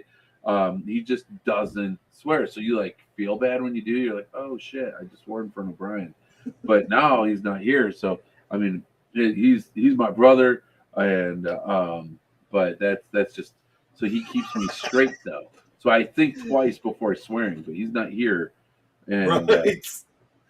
So it is true what Jeremy just wrote. He said he'll be sporting the Mr. Clean look for a little bit. I guess you haven't heard about that, right? Oh, he's shaved my head? He's going to be having his hair cut during one of our shows on the 13th Dimension. So Yeah, he will kind of look like Mr. Clean. I love Vivian's. It leaves a rash. You would be better off becoming the new Gillette guy. Oh my god! So I've gotten gorilla. See, the thing is, I love Gorilla Glue. It's like the best. It's better than duct tape, guys. It really is. And Gorilla Tape. I'm there is Gorilla Tape, and it's. But either way, have you ever gotten the glue on your fingers? Like, it's on there for days, and me having the freaking ADD, freaking I'm like doing like this all day, and so I'm like rubbing my fingers raw. You know, if you get it on your fingertips, you like rub it raw. Have you ever done that? No. Oh no, my goodness, don't. Not with Gorilla Glue, but I've always said, if I was able to know more about Gorilla Glue, I definitely would. But I've never actually really used it. I mean, I've never really tried Gorilla Glue. I've always used Crazy Glue and Super Glue and Ellen's Glue and Elmer's Glue and but Super Glue especially, that gets on your finger so much. In fact, there was actually a funny joke there was someone once asked me a funny question because my vest I have with all the patches. One person once asked me, did I use Gorilla Glue to put the patches on my vest? And you know what? I was not even thinking about Gorilla Glue at the time. I was using Super Glue for that. No, Ellen's Glue. It's Ellen's Glue, Tom. Like the stuff that kids used at school. Elmer? Elmer's. Oh no, it was Elmer's Glue. Yeah, Elmer's Glue. Elmer's. Yeah. So yeah. Oh, so I did, Jeremy. I saw Jeremy's post about shaving his head. Yeah, he's shaving his head September 9th. Yeah, Jeremy, man, you're always in my prayers, man. I couldn't imagine. Yeah. But we only got a few more weeks, obviously, for 13th Dimension before he takes a break himself, before he has his next surgery. Oh my God, Brad, don't even start. He's saying, I'm trying to convince my daughter to dress up as Samara for Para-Unity. So, long story short on that, we do have there's a Paracon that's coming up, and this actually involves, believe it or not, these scary stories. We have a particular, it's just like a one-day event that's called Para-Unity. It's out in Peru, Indiana. And I'm actually planning on going to that event because my character that I dress up as, because I call myself the Scary Stories House, with the cloak and everything, I'm actually going to be reading stories to the kids. As well, I'm sure adults are going to be there too. So it's basically something I'm doing for everybody. Of course, understandably, I can only read certain stories like from the original trilogy and some of the Nightmare Suit books, because some of the other books, like I said, are more for a mature audience. But Brad is supposed to be there, and he's I don't know, he always comes up with all these jokes, as he said earlier, because he said before on the comments, I'm trying to look for it right now, he said he had a call. They wanted to confirm his order for the cockroaches. He always makes jokes about cockroaches and Samara on me on many occasions. Where is this at? I'll share it. Oh, the cockroach stuff? Or Jerry just... just noticed the muzzle on your Rem dog. It's actually... Hinsdale House gave away some free masks as a promotion. So that's awesome. Hinsdale House. Yeah, it's a Hinsdale House mask. I figured it actually doesn't fit me because I have a big head, but it fits the Parapooch, so he gets it. At least you could use it for something. Although surprisingly, we didn't see any of those masks when we were at the Hinsdale House 2 months ago. Yeah, this is I'm sure he's sold them, but I mean, I don't know. Are masks a big seller anymore? Yeah, I don't know. I tried to honestly. That's only. I don't know. You see a couple people wearing masks, but not a whole lot anymore. No, Brad, do not send him that video. He made a custom ring video. So what he's talking about is you've seen the movie The Ring, obviously, right? Yeah. Okay, so on YouTube, I don't know if you know, they actually have like the Ring video on YouTube. You can watch The Ring online. Mm-hmm. And Brad, he made a copy of that video, and certain segments of the video are nothing but pictures of cockroaches. I was like, nope, I'm done. That's it. No, we're not. What, Joe? Brad can send it to you. Do you not like cockroaches? I actually do have a fear of cockroaches, especially the hissing ones. The hissing ones? Those are like the harmless ones. I know they're harmless, but they just have such an ugly appearance to them. They're just gross to me. They're big as hell. I've actually been told sometimes they're kind of like the size of your hand. And they're fast as hell, too. And Jill also, by the way, said she liked the wings flag that she has, that you have in the back. Oh, thank you. You know, I just got to say really quickly on that, what I always love about the wings flag is I like how on certain, I've told you about this a year ago, on certain parts of your show, there's times where it looks like the wings kind of look like horns almost to your head. No, so, yeah, you were telling me. Yeah, see, even right now, it kind of does. Nice. That's awesome. Now, real quick, which is the scariest cockroach? Oh, God, no! Oh! Damn it! What? I hate those things. Why did I get that singing feeling you were up to something? I actually could feel that tightening in my chest. I've been like I have this gamer keyboard, right? So it like lights up and it's loud. Oh, that's what I got too. I'm like, I can't be sneaky. Oh, nice. See it. Yep, see? got one too. So I'm trying to click quietly, See, I love what Jeremy just said. He's like, when I was on Shawn's show, his head was positioned just right that it looked like he had wings instead of ears. Nice. Hey, Brad, my job here is done.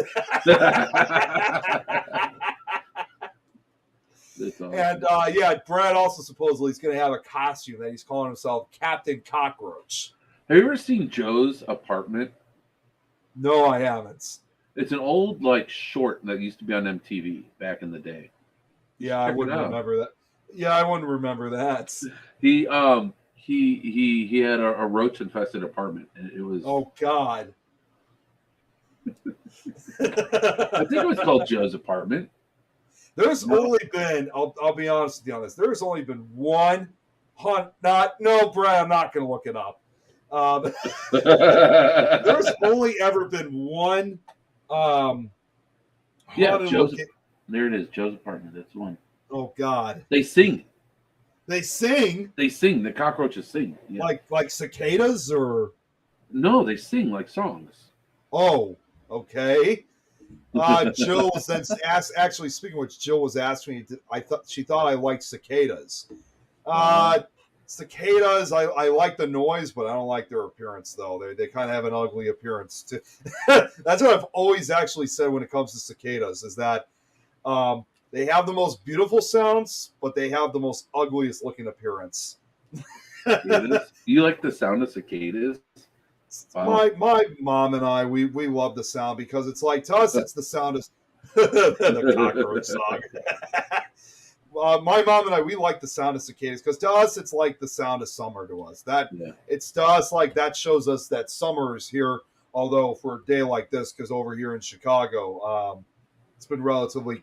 I don't know if you guys have been having the same weather over there, but over here it's been cloudy. It's been relatively cool. So because of that, the cicadas aren't singing loud like crazy like they usually do because it's too cold for them. It's too cold for them to sing. Yeah, I don't know. The weather here has definitely been off. We get a lot of unusual for August. And honestly, I wouldn't be surprised again if you guys have the same, because it's one of those situations that whatever occurs out in my area, same weather that's affecting my area would probably be eventually hitting your area.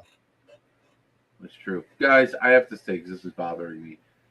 If I wasn't worried about getting some sort of copyright trouble, I would play a clip from YouTube on Joe's apartment right now, just so that Nick could see the things that they did. But I can't because I'm worried. I don't know if it'll get us in copyright trouble. I know that there's people on Facebook that are getting in trouble for stupid copyright stuff, just sharing stupid stuff like that. Actually, I did at the end of one of my shows, I shared a video. It was a kid who it was just a viral TikTok video. A kid that like hit like a home run or something. I don't remember what it was.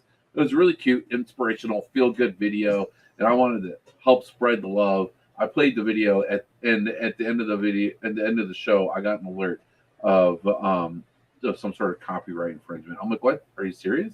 That's like a viral that's video. Just ridiculous. How am I going to get right? So now I'm scared to play anything. So I want you guys, in the spirit of Nick, go and look up Joe's apartment. If you don't know what I'm talking about, look up the MTV version. They did make a movie of it. The MTV version is funnier. I'm just going to say. Right. Oh my God. And no, I do not need a cockroach patch, Vivian. I'm good. And Jerry's like, that's what we've been saying. He has room on his vets. Okay, let me get something straight. I may have a lot of room on the back, but the rockers, the centerpiece, that's supposed to be the main feature of the vest. It's not supposed to have so much on the back of the vest. Hold on. I got an idea. Oh God, you're not going to show another picture, are you? What? I mean, this is going to be like a. Tom, I'm not saying that. Did you see? Did you see what he said of that? I'm not even going to say it. The giant one for your back. You should just get a tattoo. No. Yes, like here I have an arrow, like a giant cockroach.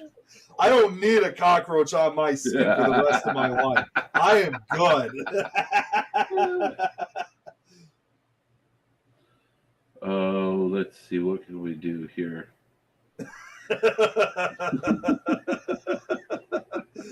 Nick Roach. Oh, God. Sew it on the inside. Keep it close to his heart. No! I do not have a heart for roaches. That's all I'm going to say. It could be something cool, though. Kind of like this. I may have to start working You have to have someone draw your own. Okay, but I'm going to show this. I'm just going to copy. I don't know if I can do this. Let me see. I'll probably get some sort of copyright infringement for this nonsense. Here. Oh, God. Let's see. Oh. It's just a drawing. Let's see here. Well, it didn't save it. Oh, you got lucky. Oh, my God, Tom.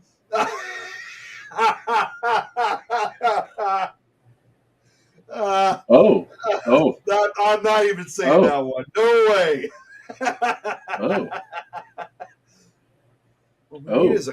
Oh my God! What we need is a cockroach wearing a vest of paranormal patches. Yes, I can have my daughter draw it. We can do it. We can make this happen. Only if I got Gorilla Glue. Nice. I need you know what actually I do need? I need a Gorilla Glue patch. I do. I need a Gorilla Glue patch and a Gorilla Glue tattoo. A cockroach holding a Gorilla Glue bottle. Oh my God, Brad. I won't be coming back from Mansfield, will I? Man, I'm so mad. I that weekend just got away from me. I was expecting to see you at Mansfield. I couldn't. I tried. It was too busy. Next week or next year, hopefully. Then we gotta plan another investigation and stuff again too. I missed that investigation you and Tom did, as well. It's just like this year is just. It's an off year. It's just been kind of odd this year. So I mean, we were still very glad to be at Mansfield. But you know what? Actually, the last day we were in Mansfield, right before Tom and I had left, maybe we can commission Natalie to draw a cockroach wearing a vest full of patches, holding a bottle of Gorilla Glue with a big cord behind him. Yes. Yes. Yeah. Tom is a great name, just saying. No, I'm not referring to Tom Nally. You know I'm talking. Tom McNicholas, of course. But, when we were, right before we left, on the last day that we were in Mansfield this weekend, Tom and I, we just decided to grab something to eat from the nearby food trucks before we hit the road back to Chicago. And while we were there, all of a sudden we saw. I didn't recognize her at first, but then eventually I did it very quickly. I forgot who her name was, but the owner of the Gill House was there, and she wanted us to come. Yeah, she wants us to come back to the Gill House. Yeah, but yeah, those are some great ladies. We can do that. They are great.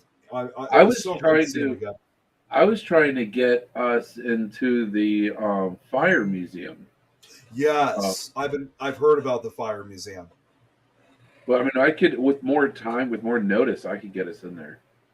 That would be great. Because it was such short notice. So if we plan it more, I can get us, or we can do Gill House again. The Gill House never disappoints. I still need to bring I need to bring a shot of whiskey for the spirit there. Oh, yeah. I mean, absolutely. I mean, regardless of whichever, I mean, if you can get us into the fire museum, that would be great. But I'm always up for going back to the Gill House, too, because they've been wanting us to come back. Yeah. I know Don would be up for it. It all depends on his work schedule because he's working a new job nowadays. He works for his uncle. So it all depends on if he's able to go. Of course, as for Nikki, I don't know if you saw it, but I don't know if she will be able to come back because, well, I don't know if you saw it. She recently had a baby about a month or two ago. Yeah, she's now officially a mother. So because of that, I'm not sure she's going to come back, but I definitely will assure you that most likely Tom and Don would be back. And, if we even wanted to bring Jeremy along, that is after he's recovered from his, depending on how he's recovering, I think he would enjoy these two places as well. Definitely. I still need to invest. I met Jeremy. He came out. He was driving through, and he stopped at a restaurant. And so we do need to get together and investigate. So I don't know. Maybe, even if we can't make OSR happen, maybe we can find someplace in the middle. I still haven't done the new Indiana Sanatorium or whatever that's called. Oh my God, I've been wanting to go to Indiana State. I mean, I know it's expensive as hell to get in, but if we're able to get a full group to go, that would be, because I got to tell you this, and Jeremy again knows the story all too well. Considering that Indiana State Sanatorium is in near Rockville, Indiana. Mm-hmm. The funny thing about that place is that for many years, my family and we actually did go out to Rockville on multiple occasions because there's an old hotel that we usually would stay at. It didn't really have any reputation of being haunted, although the hotel is now 100 years old. Have you ever heard of a place called Turkey Run Inn? No. It's near the town. It's more near the town of Marshall, Indiana. From where I'm at, it's only about 3.5 hours away from me. So, and Rockville is probably about 20 minutes away from Marshall, as well as Turkey Run Inn. It's a really nice place. In fact, my dad, he's actually been going to that. He's actually been going there long before even myself and even my siblings have been born. He's been going there since 1975. Although we stopped going.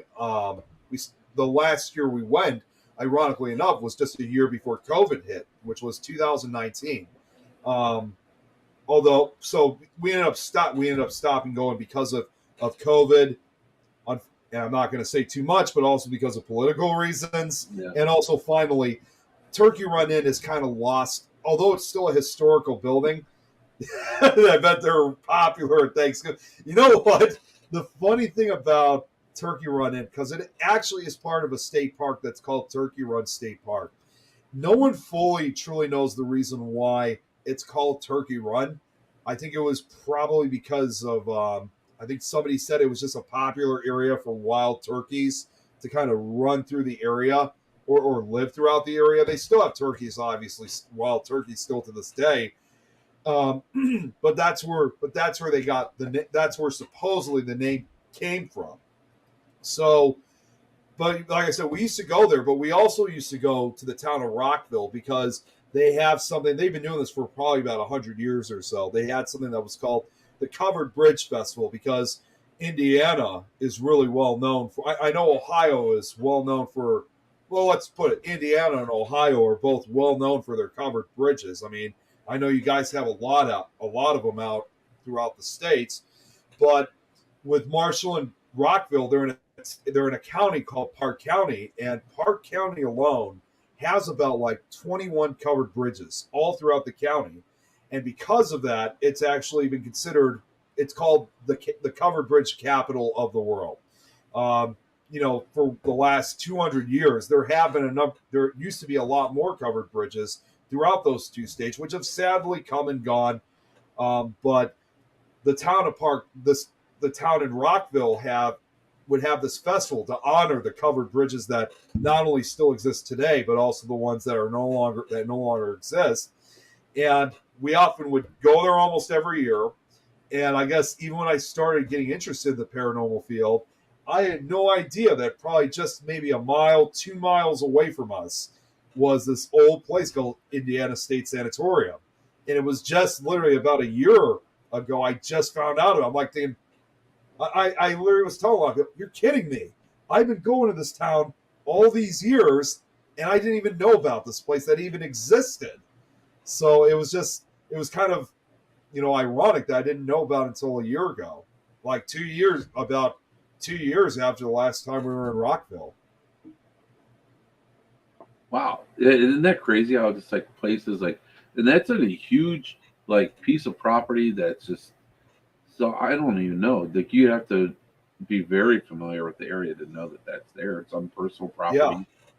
I'm honestly surprised I didn't find out sooner, because even, 15 years ago, even when I was still in high school, I was already tracking to try to find a lot of haunted locations, especially when we went out of town to Turkey Run In, including Rockville. And at the time, there were only 2 places in Rockville that were said to be haunted, both of which we were able to investigate, but only for a short period of time. There was one of the covered bridges was said to be haunted, which was more on the outskirts of town.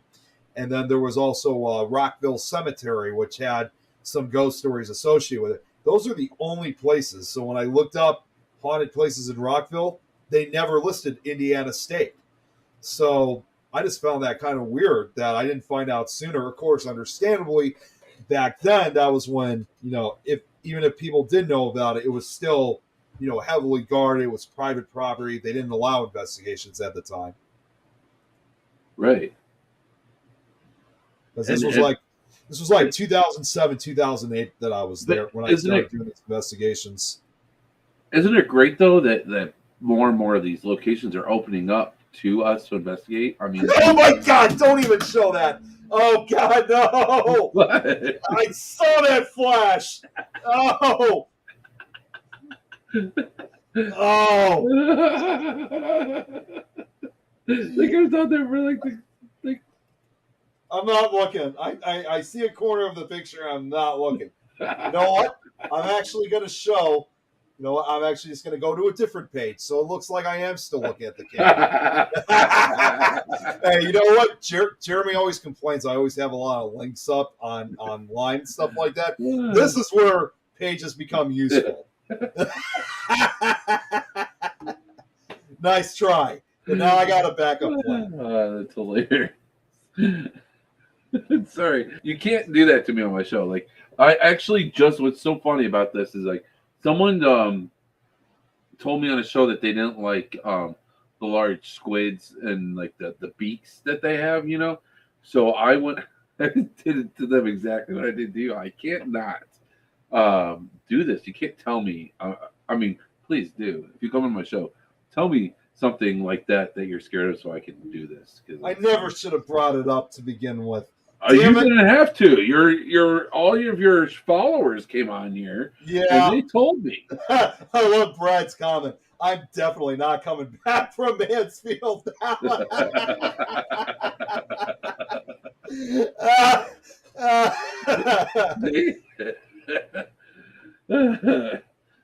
hilarious.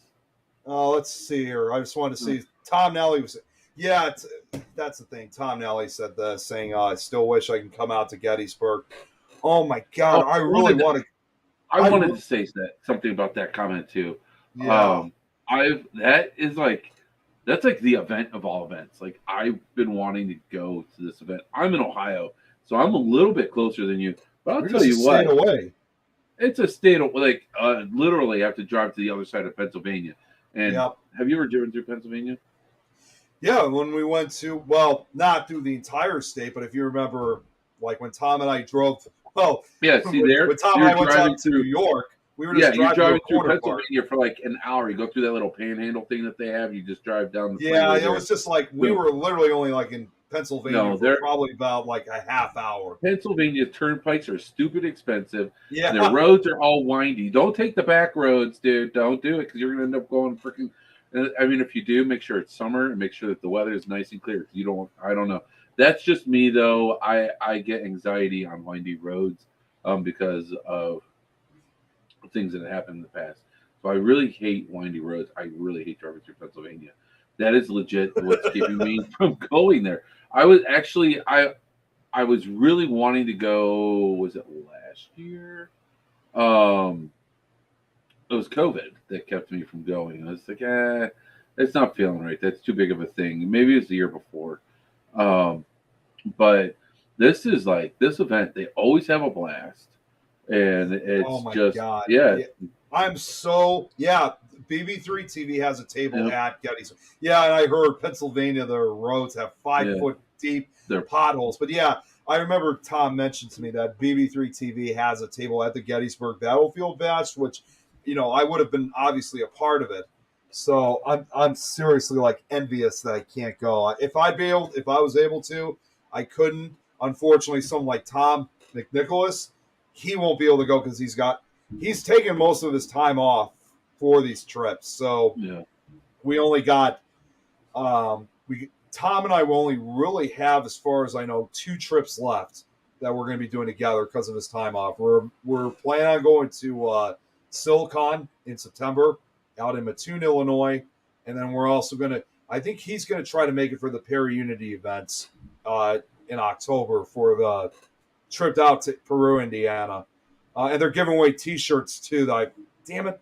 See, I also heard with the Gettysburg Battlefield Bash, it's like the ultimate Paracon, in my opinion. It's like the type of Paracon where it's really drawing a lot of people from all sides, because probably as close as you can get to really having like an international Paracon, because you got not only investigators from throughout the United States, you got investigators coming out from Canada, you got people coming out from the UK. I've even heard of some others coming out from other parts of Europe. So it's really the ultimate international Paracon that you could probably ever get to. And man, I've always and you can go there, you rent a cabin, or you can go camping, you get a hotel.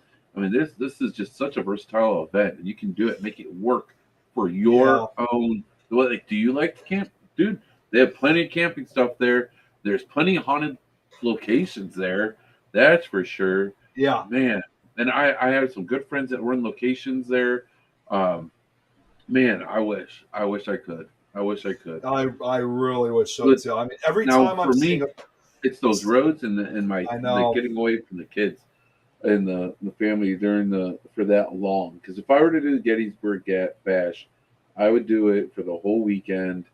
And yeah, you have to. And I would not. I mean, I love my kids, but they would have to stay home for that because, it's just something I'd want to enjoy with adult time, you know.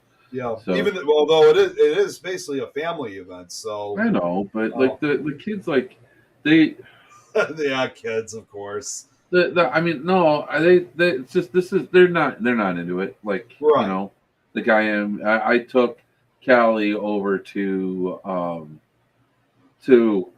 Gettysburg during the day once, and we got a friend gave us a tour of one of the locations there, and it was really cool. And I think that she got bored real quick, and I mean it was a really freaking hot day too, but still, it's just I don't know, man. Truth be told, all right, I love my kids, but they complain, moan, and bitch, and I you know what? Like I said, I just would want it to be something that, you know, I don't have to worry about something you're more interested bitching and moaning and complaining. I'm bored, Daddy. It's hot, Daddy. I'm hungry, Daddy. I have to go potty, Daddy. I have to do this, Daddy. Will you buy this for me, Daddy? Buy me this, Daddy. It's just, it'll just have to be a grown-up getaway. Yeah, sometimes you just sometimes got to get away. But the other thing too, I mean, as exciting as the Gettysburg Battlefield Bash is, though, I mean, honestly, unfortunately I'm not going to be able to go. If I do plan on going next year, it's probably best that you really plan ahead of time, because trying to get a hotel or a motel, especially for a location like Gettysburg, is very difficult. I mean, that's something you basically have to plan a year in advance, and that's what I'm hoping. So if not this year, then I'm definitely going to plan it out for next year. You get that a lot when I did. See, Jeremy knows. And just so you know, I don't know if Jeremy's told you this, but you mentioned about the camping and stuff like that. Jeremy is not a camping guy. He's more of the hotel motel kind of guy. So for me, I love camping. I have a really bad back, so I have to make sure to use an air mattress nowadays. But I used to totally hate people that use air mattresses. But I'm saving up for a camper. So we have a camper. That's how you know I'm getting old. But even the campsites, they sell out fast too. Yeah, they do. So yeah, it is something that you really have to plan ahead for. I mean, it's a weekend long event, and you want to make sure to catch it. I mean, there's great presenters. It's just one of those things that you gotta commit the whole weekend to. It's not one of those things that you drive, 4 hours and then 4 hours. No way, no. And for us, it would even be longer from Chicago to basically the coast of Pennsylvania to get there. Good night, Vivian. Good to see you. It's 2:30 in the UK. Good night, good night, Vivian. Actually, yeah, we went over time too. So, it's more than 4 hours for me too. That's kind of what I'm saying. Yeah, it's pretty far out. It is. Funny story. When my wife and I, when we were just getting married, or we were engaged, and she got my one of my best friends and I tickets to go see Tool in Reading, Pennsylvania. And she's like, "What?" Tom? Oh, dude, this concert was awesome. So she got us tickets, but the thing is, so she's like, "It's just in Pennsylvania. It's like an hour or two away."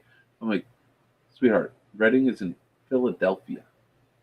That's on the other side of Pennsylvania." It was like a 6-hour drive. So that was my first time driving across Pennsylvania, guys. Wow. So it's a drive. I've done it a couple times, and I've only stopped in Gettysburg once, and it's just because, man, dude, okay, even with this trip with my daughter, like my GPS took me down this like mountain road, dude. It wasn't okay. Like it was like a 2-lane, 1-lane mountain road, and it was a windy mountain road, and I had to turn around. Oh wow! It was bad. Like I was in a bad situation. There's no place to turn around. So yeah, it was just like it was just a stressful driving situation. But that's not why I don't go to Gettysburg. That's just the thing. The Pennsylvania roads, they're turnpike, and it's just a long drive. It's such a long drive. I mean, if I had someone else drive, it wouldn't. Yeah, that's my problem, because unfortunately I don't drive, so I always have to rely on someone else to drive, and if they're willing to do so. That's such a blessing. I know, and even Tom Nelly actually just wrote saying that even for him, because he lives in Pennsylvania, and he lives in the Philadelphia area, and Gettysburg is still 3 hours away from him. So even though he said he's driven all over the place, but I love Joe's comment. So Jeremy can have his moonshine pirates party at the hotel room. Because it was when Jeremy said that he's a city boy. He likes the hotels and motels better than camping. It's 3 hours, and you live in Philly. Oh, see. Gee, excuse me. Jeez, Josh said he almost drove off a cliff in New Jersey back in 1999 because of black ice. Yeah, that's scary. That's really scary. scary. Yeah. I gotta ask. Wait. So Jill kind of has a trademark when it comes to watching our shows. Like she'll comment for a lot of times, and then all of a sudden it's like she just stops. And when we noticed that for the first time, I'm like, dude, where'd Jill go? And then we found out that she cooks a lot. So if you see her watching your show, she'll comment for a while, and then all of a sudden she'll stop like for several minutes, and then she'll do it again. Like she'll repeat the process. It's usually because she's cooking. And yes, Josh, yeah, unfortunately I don't drive. I just haven't had time to do so. Make no mistake. Tom will be triggering with all the BB3 people, though. Yeah, Tom's Nelly sometimes known to be drunk. I mean, you know what? It's less of a hassle to drive. Yeah, it is. Cars are a pain in the ass. Driving's a pain in the ass. It's more, I don't know. I'm kind of envious of you, to be honest. And I work from home, and I still don't drive to work, and I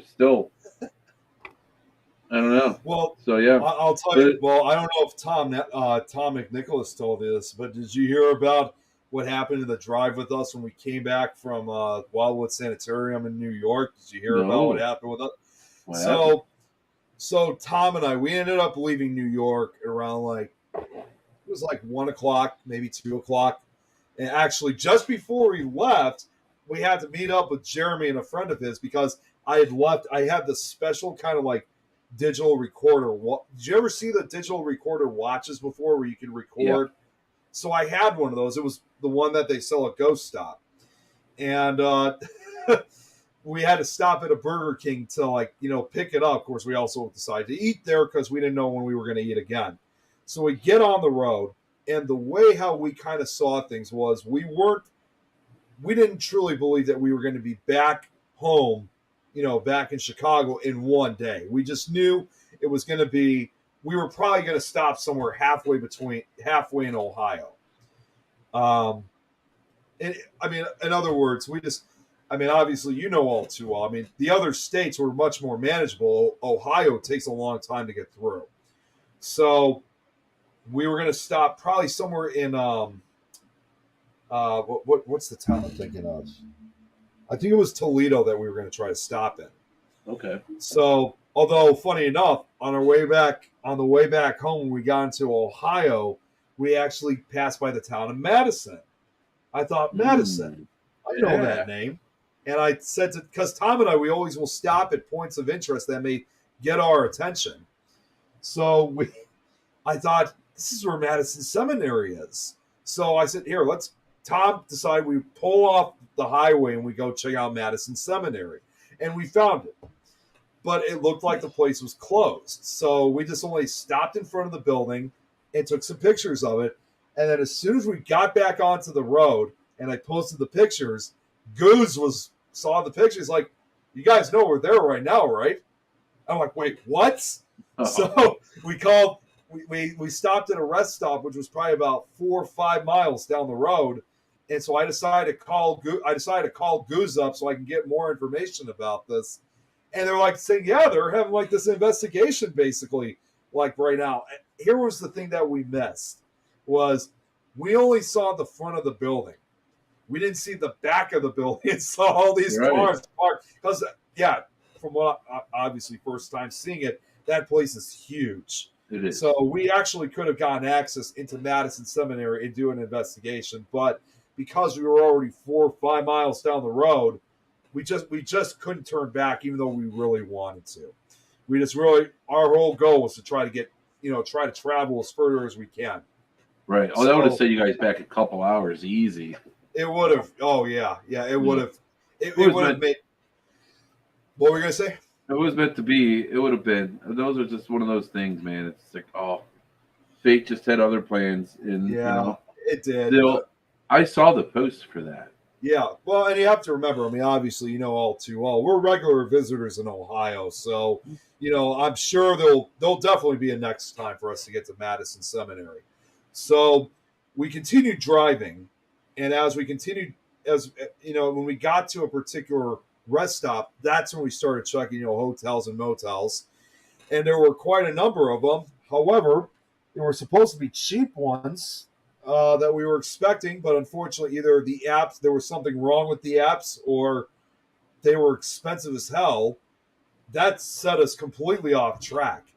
And Tom was kind of, even though I was the passenger, Tom was kind of looking at me saying, like, kind of sending me that message about, like, what should we do? Because we were close to Toledo. And so at this point, it's like 9-10 o'clock at night. And I ended up telling Tom, we're going to have to backtrack, go past Toledo, and continue onwards.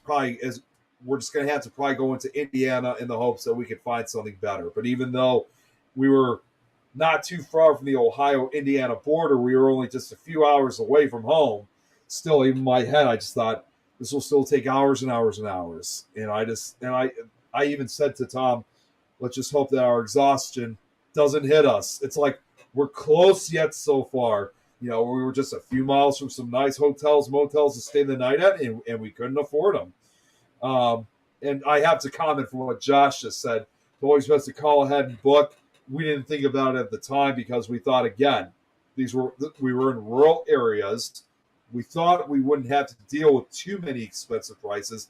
Sleeping in the car, we almost did that because the next rest stop we stopped at, Tom wanted to grab something to eat at the rest stop. So we stopped there, and even though it was like midnight, 1 o'clock in the morning, it was probably about midnight, 1 o'clock in the morning, we went to go get something to eat.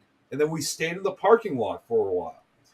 And, as his passenger, even though I'm not the one who drives, I usually try not to fall asleep when we're driving because, Tom, especially for his age, always needs someone to talk to, not just for social reasons, but to keep him going for these rides. So we stopped at at the rest stop for a while. And my first thought was we were probably just going to get back onto the road. But after not seeing any movement, I just thought, are we going or not? At that point, I just decided, you know what? This is a perfect opportunity for me to finally close my eyes because we're not moving. At least I could get some sleep, so that way I could, have some energy. But just as I was about to go to sleep, that's when we started moving on the road again. I'm like, I didn't actually shut in my head, like, oh, really? We're moving now? So we get back onto the road, but after a few minutes, I just started falling asleep, and we just continued driving. I mean, and he actually put it on cruise control. We were probably going up speeds of like 70, 80 miles an hour. And I tried talking to Tom, tried singing, even slapped myself a few times. It was a losing battle.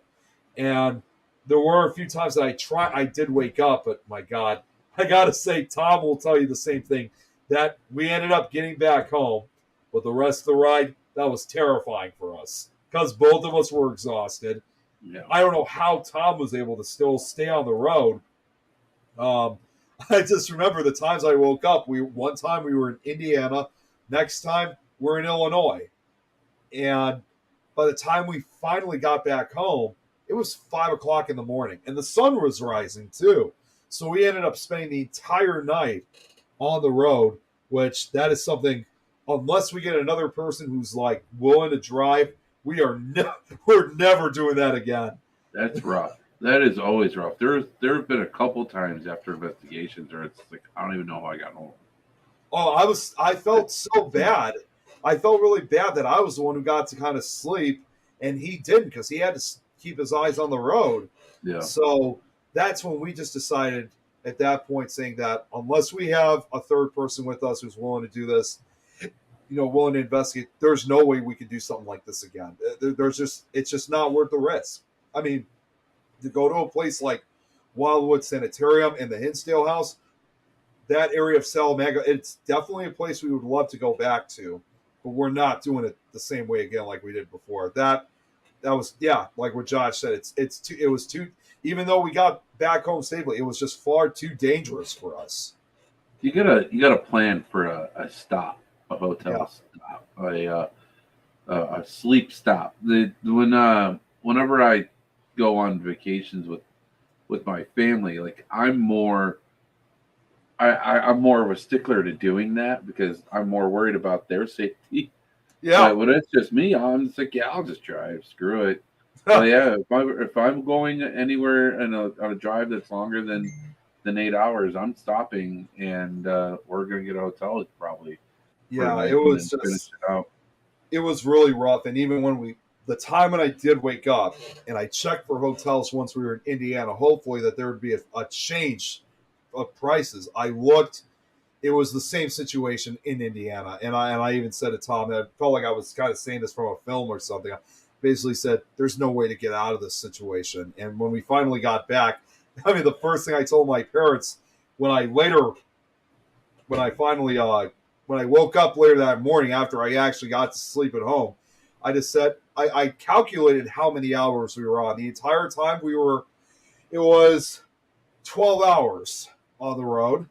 And even though this was Tom's thing, still I was kind of like, I'm sorry if I gave Tom part of this time, this long amount of time for it. It was very tough. But again, it was definitely a rough ride, but I don't think we'll ever do something like that again. There was just too many miles, for a trip like that. So we're never going to be able to do something like this again until we find someone who's willing to do that. And I got to say for Jill, self-driving cars, a self-driving car would have been definitely come in handy. But of course, Jeremy's saying he doesn't trust a self-driving car.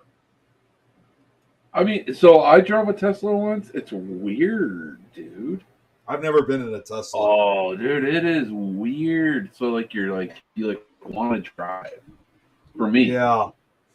you want to drive, but you're not. I don't know. For me, it's not for me either. I like the idea of maybe getting an RV or renting an RV. A friend of mine actually just rented an RV. They're about $200 a night. So that's expensive. You might as well get a hotel at that point. But Right.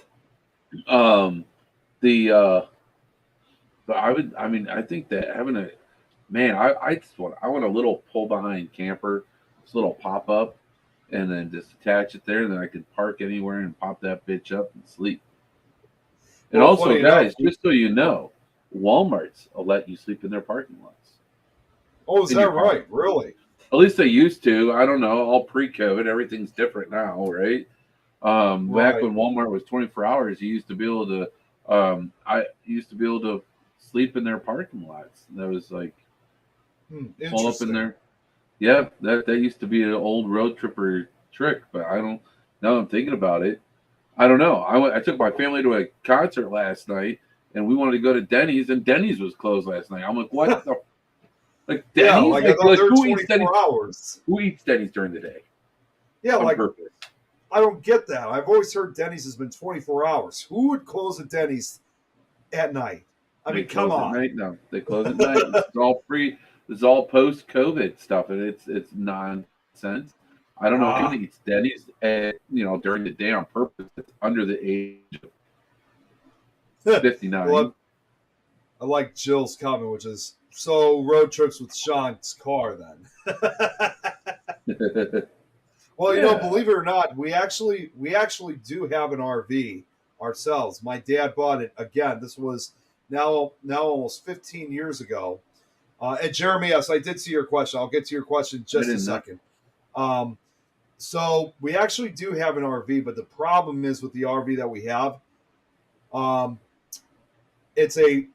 RV is actually 35 years old. It was originally made back in 1987, and my dad, he said he will not trust it going no further than 100 miles with it. Okay. So, so now I'll answer Jeremy's question. Yes, it was the Edna Collins Bridge. Yes, the covered bridge outside of Rockville, Edna College Bridge. I only investigated it once, but because I was still brand new in the investigation field at the time, because again, this was like 2008 that I went. I was only like 15 years old at the time when I went there. We only got to stay for just a few minutes. So the only pieces of equipment I had, of course, back then was just the EMF meter, laser thermometer, digital recorder, pendulum, and crystal. And, of course, also an old-style picture camera. He's been to that bridge 2 or 3 times. No, yeah. Oh, that would be interesting. I'd like to hear that, Jeremy. Nice. Guys, it is now about 10 o'clock. Yeah, almost 9 o'clock over here. Yep. So the show was supposed to go from 7 till 9. We did get a late start. So, Nick, I appreciate you willing to hang out past time and everything. But I am being paged by the family. So, okay. Yeah. I need to go and take care of some stuff. We have my son is going to a new school, and we just have a lot of new things going on. So my wife is like, she thinks that like when I'm on a show, like it's a good time to be asking me questions. I'm like, oh, okay. No, it's not her fault. It's just when she's thinking of it. But she needs my help, and so I'm going to go. We're past time.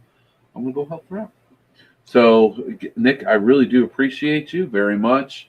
Thank you so much for the opportunity for having me be a part of your Nightmare Soup. See, I found the photo. Yes. I feel like we should give Jake, is it Tree? Jake Try and Andy Ciasco. Yes, I want to give them credit because I read their story and we're working on their project. So I feel like part of their project.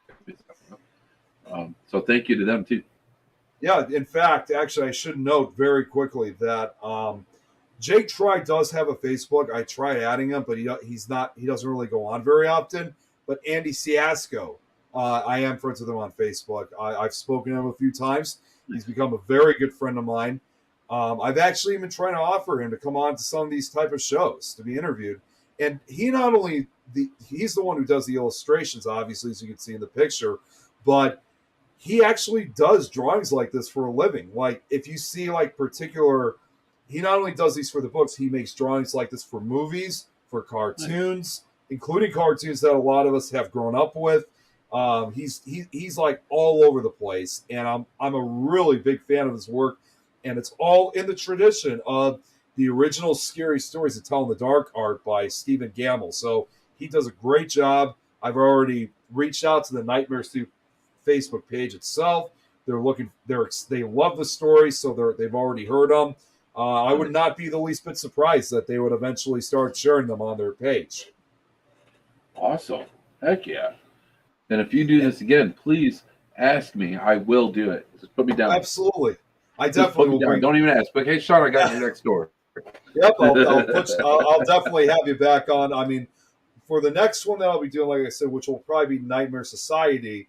Of course, understandably, I'm going to be bringing in a few new faces in because I want others to have a turn in this. Yeah. But I will be bringing in some of you guys back in because you have to bring them in for another round. Right. Definitely. Yeah. Well, and hey, you know what? Additionally, I wanted to tell you this too, Shawn, because I told you about Don's show. Maybe one of these days we'll have you on. We'll have you on our show as well at some point if you'd like to come on. Let me know. My work schedule sucks, but if you give me enough notice, I might be able to finagle something if it's during the week. So sure. I work until 9 p.m. Eastern. Okay, so that would be about 8 p.m. Central for us. Well, we start our show at 8:30 p.m. and we go until about 10. And we go till about 10 o'clock Central Time. So even if you can't make it to the beginning, you can always show up later in the show. Well, if I can do, if it's 9:30 my time, I can do it. That works perfectly then. I mean, I work from home. I legit would just have to go like this. That's awesome. Well, there you go. So yeah, we'll have you on our show at some point then. Awesome, Nick. Thank you, man. It's always fun hanging out. I appreciate it. Now you got to plug, man. Plug all your stuff. I know, Nick. You got to search for Nick on the YouTube channel, right? You do it. Yeah, just search. All you just got to do is just search for just my name on YouTube. And if you guys want to check out also the paranormal podcast I do, you can also find me on the Things Network. My show, of course, is expanded not only onto the Things Network, but I'm also on Temple of Phoenix Rising Entertainment, Skeleton Key Network, BB3 TV, the PAC channel, and also this network right here. Same network you're on, RU Media Network. Yes. And I got to say, I'm very proud to be part of this family as well. Nick, I want to welcome you, as I was the first show on RU Media Network. So I want to thank you as the OG and welcome you to the RU Media family. Thank you very much. It's quite an honor. No, definitely. I know you and Jeremy are brothers of mine, and it's always fun working with you guys. So, and we're just a state apart each, because I'm from Illinois, he's from Indiana, you're in Ohio. So, I mean, it's farther for you and me, but either way, we're always in between. Right. There's no reason for us not to meet somewhere in the middle. So, maybe there's something somewhere. I don't know. Maybe we can work out. Monroe House, that place is inexpensive. People know that Monroe House is actually inexpensive to investigate. It is, and they take care of you there. So they just fill up fast. But yeah, so let's talk. Let's make that happen. And I'll look forward to coming on your show sometime. Thank you again for having me part of the. See, guys, this is what happens to me at night. The nightmare soup. I have a problem with thinking of words as brain farts. But guys, make sure to also check out the scary stories presented in the dark. Nick, these are the stories that Nick presents to us that we get to listen to. He does an awesome job. He does the sound effects. He does all that. Dude, I've listened, not all of them, but I've listened to a lot of them, and they are really, really good. So go and check it out. If you find yourself we're talking about road trips, turn this on, man. Listen to it. Yeah. And I mean, dude, seriously, it's freaking. That's what I've done most of the listening to. I actually do use YouTube Music, so it makes it really easy for me. But guys, check it out. It's really good stuff, and it's an honor to be a part of that. If you're falling asleep, like we should have done that with me and Tom. If you're falling asleep, if you're falling asleep, you're driving late at night, turn off the music, turn on the scary stories. As the website Chilling Tales tagline is, "Who needs sleep anyway?" Touche, definitely, right? Oh man, all right, man. We can keep on going on and on. I'm gonna have to cut it out and be good. So everyone, thank you so much for coming on and chatting with us today. I hope everyone has a fantastic week. And I will see, we have another great guest in 2 weeks. So my show is bi-weekly. So no show next week. We'll have a show the following week. And it'll be fun. It's actually a psychic medium. And who knows? Maybe we'll get some free readings. That's awesome. No. So, yeah. So, all right, guys. With that, thank you again, Nick. And everyone, make sure to go check out Nick's YouTube channel. Check out all the shows. Go check out the Things Network. And with that, everyone, have a fantastic week. Thank you again, night, Shawn. Everyone. Always a pleasure to be on your show. So thank you. Good night. No problem. Thank you. Good night. This paranormal adventure that we're all on, it connects us. This is our paranormal community.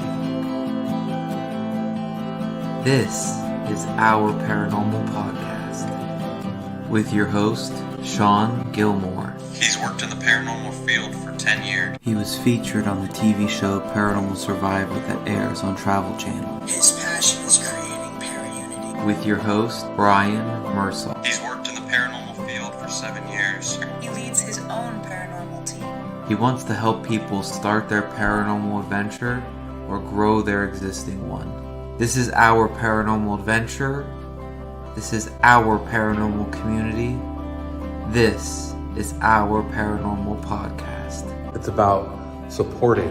It's about making para-unity a real thing, because we all need to support each other within our community, and that's what the show has always been about.